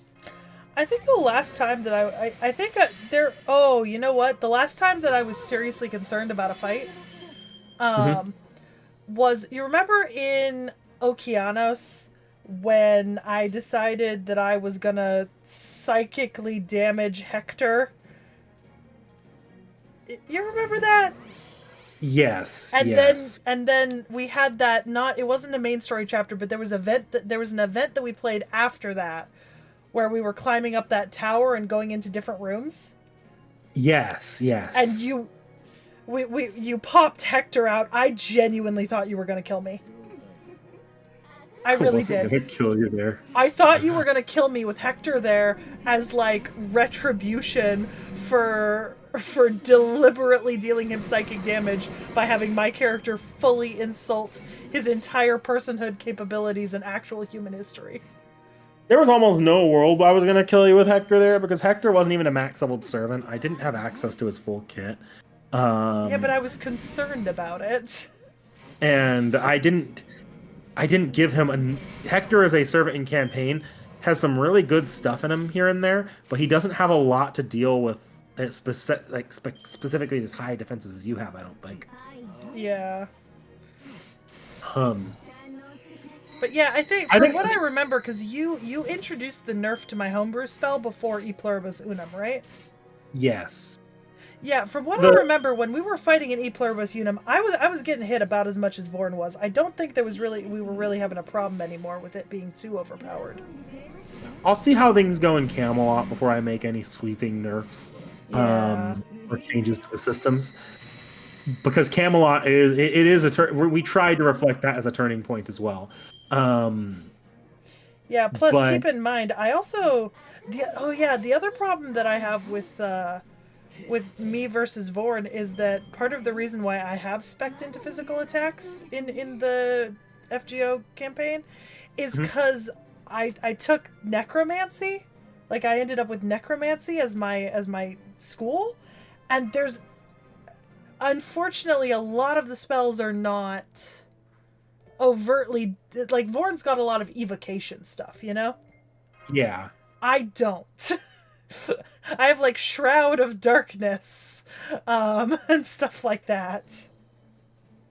there are ways you could get those kinds of spells. In fact, you have one of them, that helm I gave you. Yes. Or not, I didn't give you specifically, but you ended up being the one to use it. Yeah. Which Um, I do use occasionally, but I try not to overuse it.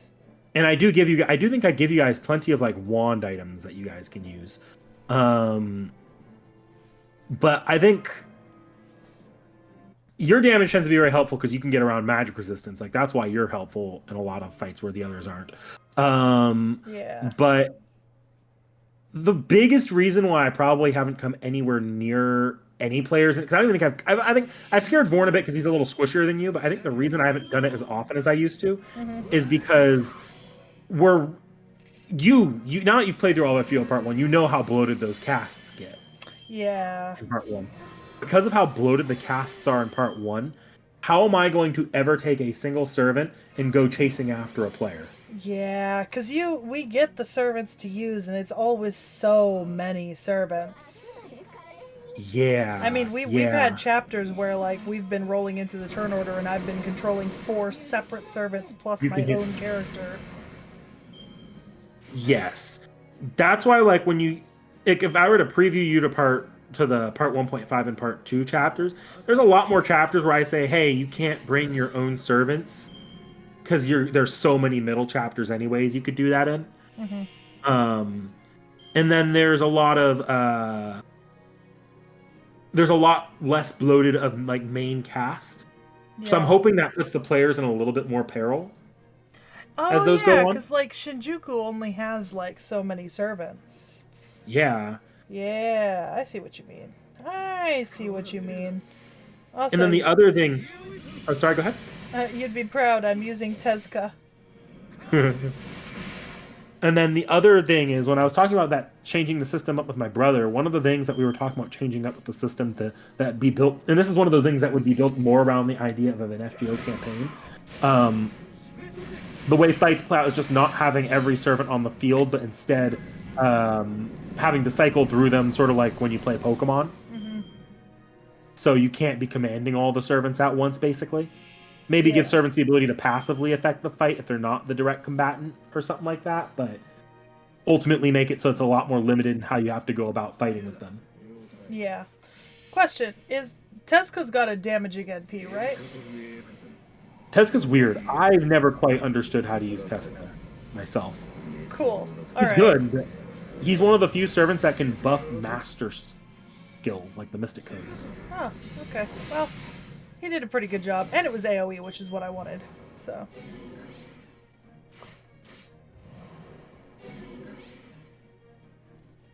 We're getting that 4-star ticket soon. Oh, I'm so So excited for that. I was thinking about picking for gameplay, but I think I'm just gonna grab Summer Ushi because I'm never gonna roll Summer Ushi. Oh, I have Summer Ushi. Yeah, I'm never gonna roll Summer Ushi because I'm not as worried about her normally. But otherwise, I want Summer Ushi. So, and I have most of the 4-stars in the game already, and, I and the mean- ones that are really good have at decent NP levels, more or less. Yeah, well, I mean, to be fair, I already have 2 rulers, but I still want Estrella. True, but yeah, it's because you want Astray. Also, Astray is actually really fucking. I know, I just want Forklift Lady. Like, because like I said, the other option for that ticket was if I could have something from this year, it would have been Summer Bow. And I can't, so Forklift Lady. Alright, come on, I am desperate for an Assassin Servant that isn't like... I mean, you can guess who I'm seeing in this list. Ama, Koyanskaya, King Hassan, maybe occasionally. And some shooting dojis. Yep.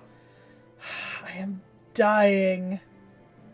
And Teska, of course.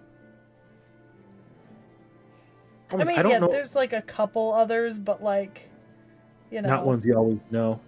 I know most of these. I think I'm only missing like 1 or 2 that I've scrolled past. Hey, look, a consort you. Yeah. But like, oh man. Okay. I vote Summer Raiko Tacos. Personally, I vote Summer Raiko, if that matters. I get it, Tacos, but ugh, it's boring. Not that Like, I'm it's boring, paying. but unfortunately, Koyanskaya is like a centerfold of being able to make functional teams for farming. I know, but I have my own Koyanskaya, and I'm not trying to farm. Yeah, but people that are trying to farm need 2 Koyanskayas. Fair. Fair. It is a bit unfortunate that you don't have a Buster Farmer compatible with Koyanskaya and then a 50% battery. Yeah, that would be nice. You have Arts Farmers. Yeah. I have a lot of arts farmers. Look, I have all of the makings of an incredibly good arts team. Except for the Castoria. But I have Jufu, and I've fully leveled Jufu, and I've tender skills. Look, I like Jufu. Jufu's good enough to get you through some things. The higher level content with arts, you probably do need Castoria. But also, that's just not something. That's not where your account's at right now. Your Koyanskaya is not even maxed out yet. So. Yep. I still, but that's because I've been missing the fucking gunpowder. That's what I'm using my tickets for this month. I mean, you saw it when I was. You weren't. I don't think you were there. Yeah, you were there when I was claiming gunpowders. I saw you claiming gunpowders. I have been getting nothing but gunpowder since the month begun.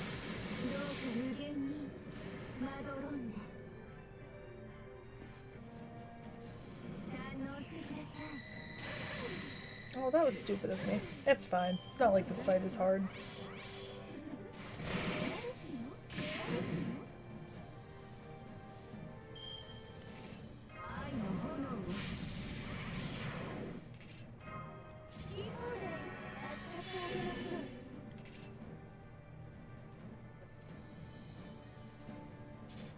I bet at the pace we're going through these, we could have you at the Christmas event in December, or the Christmas main interlude. Because Because you're gonna finish Shimosa real quickly. We need to get through Yeah. Seraph relatively quickly. Yeah. So already you're probably gonna be through at least 2 more of these by October, by the end of October, hopefully. And from what I would assume that Salem's probably not disproportionately long in comparison to these. Salem's actually one of the shortest chapters in FGO. Yeah, Like honestly, of the main chapters. Shimosa's your next is the only real long story hurdle you have before then. yeah, and honestly, these And are then like, obviously reading stuff. But... yeah, these are like 1 month like max, you know? Yeah. So we will be able to 100% time you reading Christmas in the Underworld for December, and it'll be hilarious. I know that assassins are recommended. Fuck. If you're bored of assassins, you could always go find an alter ego. That is true. I'm gonna go find an alter ego. Grab a Doman or a Look, a Tiamat Doman. or look at that. Immediately, look, a Doman. I just needed anything that wasn't the same set of servants, you know? And there's always the Berserker. There's always the Berserker button, or the Ruler button, or the Draco button. Yeah, see, that was my thought. Oh, I could do Salem for October if I wanted to. That would be fun.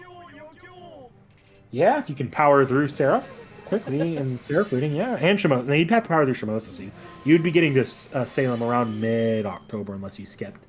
Dakota Doyle says I don't need to do them in order. You really don't. Yeah. Honestly, the ones that are like, if you do Salem after Agartha and Shinjuku, and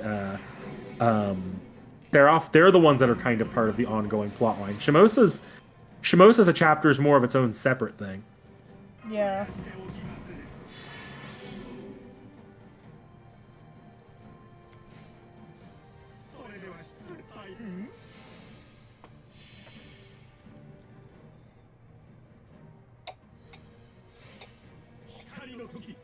I don't know, Tacos. I happen to have in my possession an NP4 fucking Nita Chris.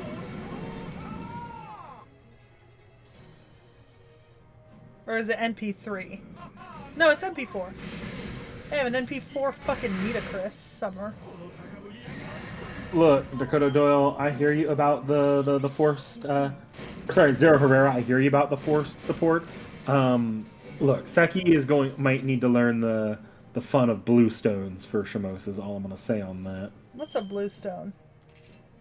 It's basically a triple command spell and an item. The fuck does that mean?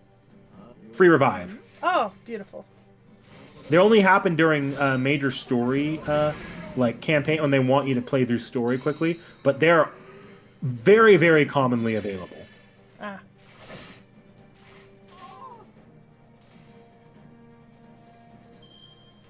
Alright, let's take care of these little bastards. Summer Nito gets a buff, I want to say, around next anniversary, and apparently it makes her really good, if I remember correctly. I could be wrong about that, though.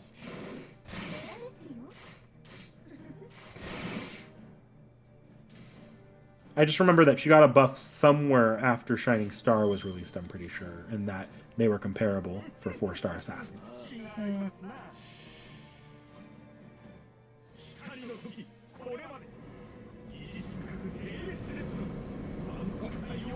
Okay, I'm gonna finish this fight, exchange any fragments I have, do any summons I have for Ozzy, and then be done for the night. There, it's 11 o'clock.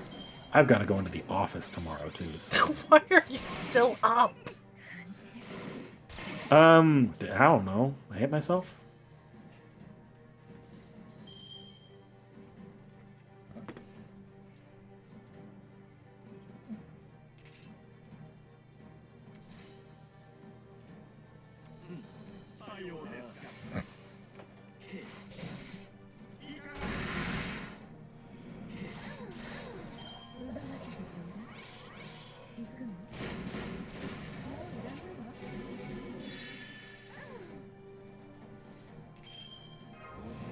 Crock of fucking guts over here.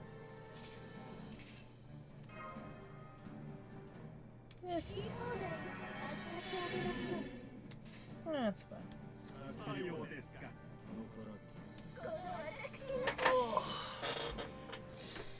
Oh, so Summer Nito and the Melusine I have and Meltrillis might be a good team. I think Meltros also sets water field though, so you Yeah. only really need one of them. True. But they both get buffs from being in water then, I would assume. Yeah, but it can be nice though if you're setting a 3-man team up though. If you're say your DPS is for the Melusine, because Melusine's probably your strongest of those 3, and they're all AOE servants if I'm not wrong. Then you would honestly be better bringing Meltrillis to set a water field and borrowing a say a Castoria, or you could with Meltrillis with having a high NP battery, you might be able to get it with Tomo or Proto Merlin. Borrowing one of them just to get the extra damage output, because you won't need to. It's better to have one higher damage NP from Melusine than 3 smaller damaging NPs. Fair.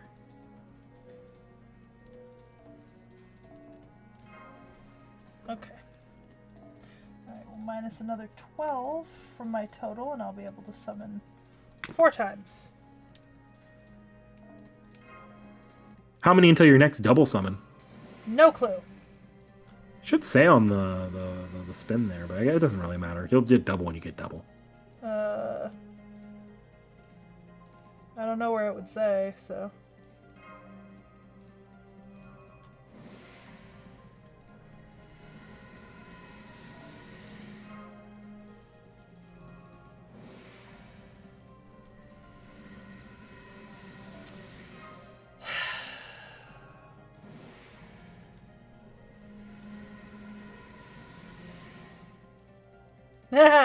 I'm on my next double and I don't have quartz for it. Woof. So yeah, your next summon's going to be double spin. 333 quartz needed now. Okay. Alright. Chat, I know there's virtually no one left here. It is late. I will see you bright and early tomorrow morning to honestly probably finish Agartha. That's probably what's gonna happen, is just finish playing through Agartha, and then I will see what I decide to do after that. So, toodles, everybody. Tacos, you know I didn't mean you.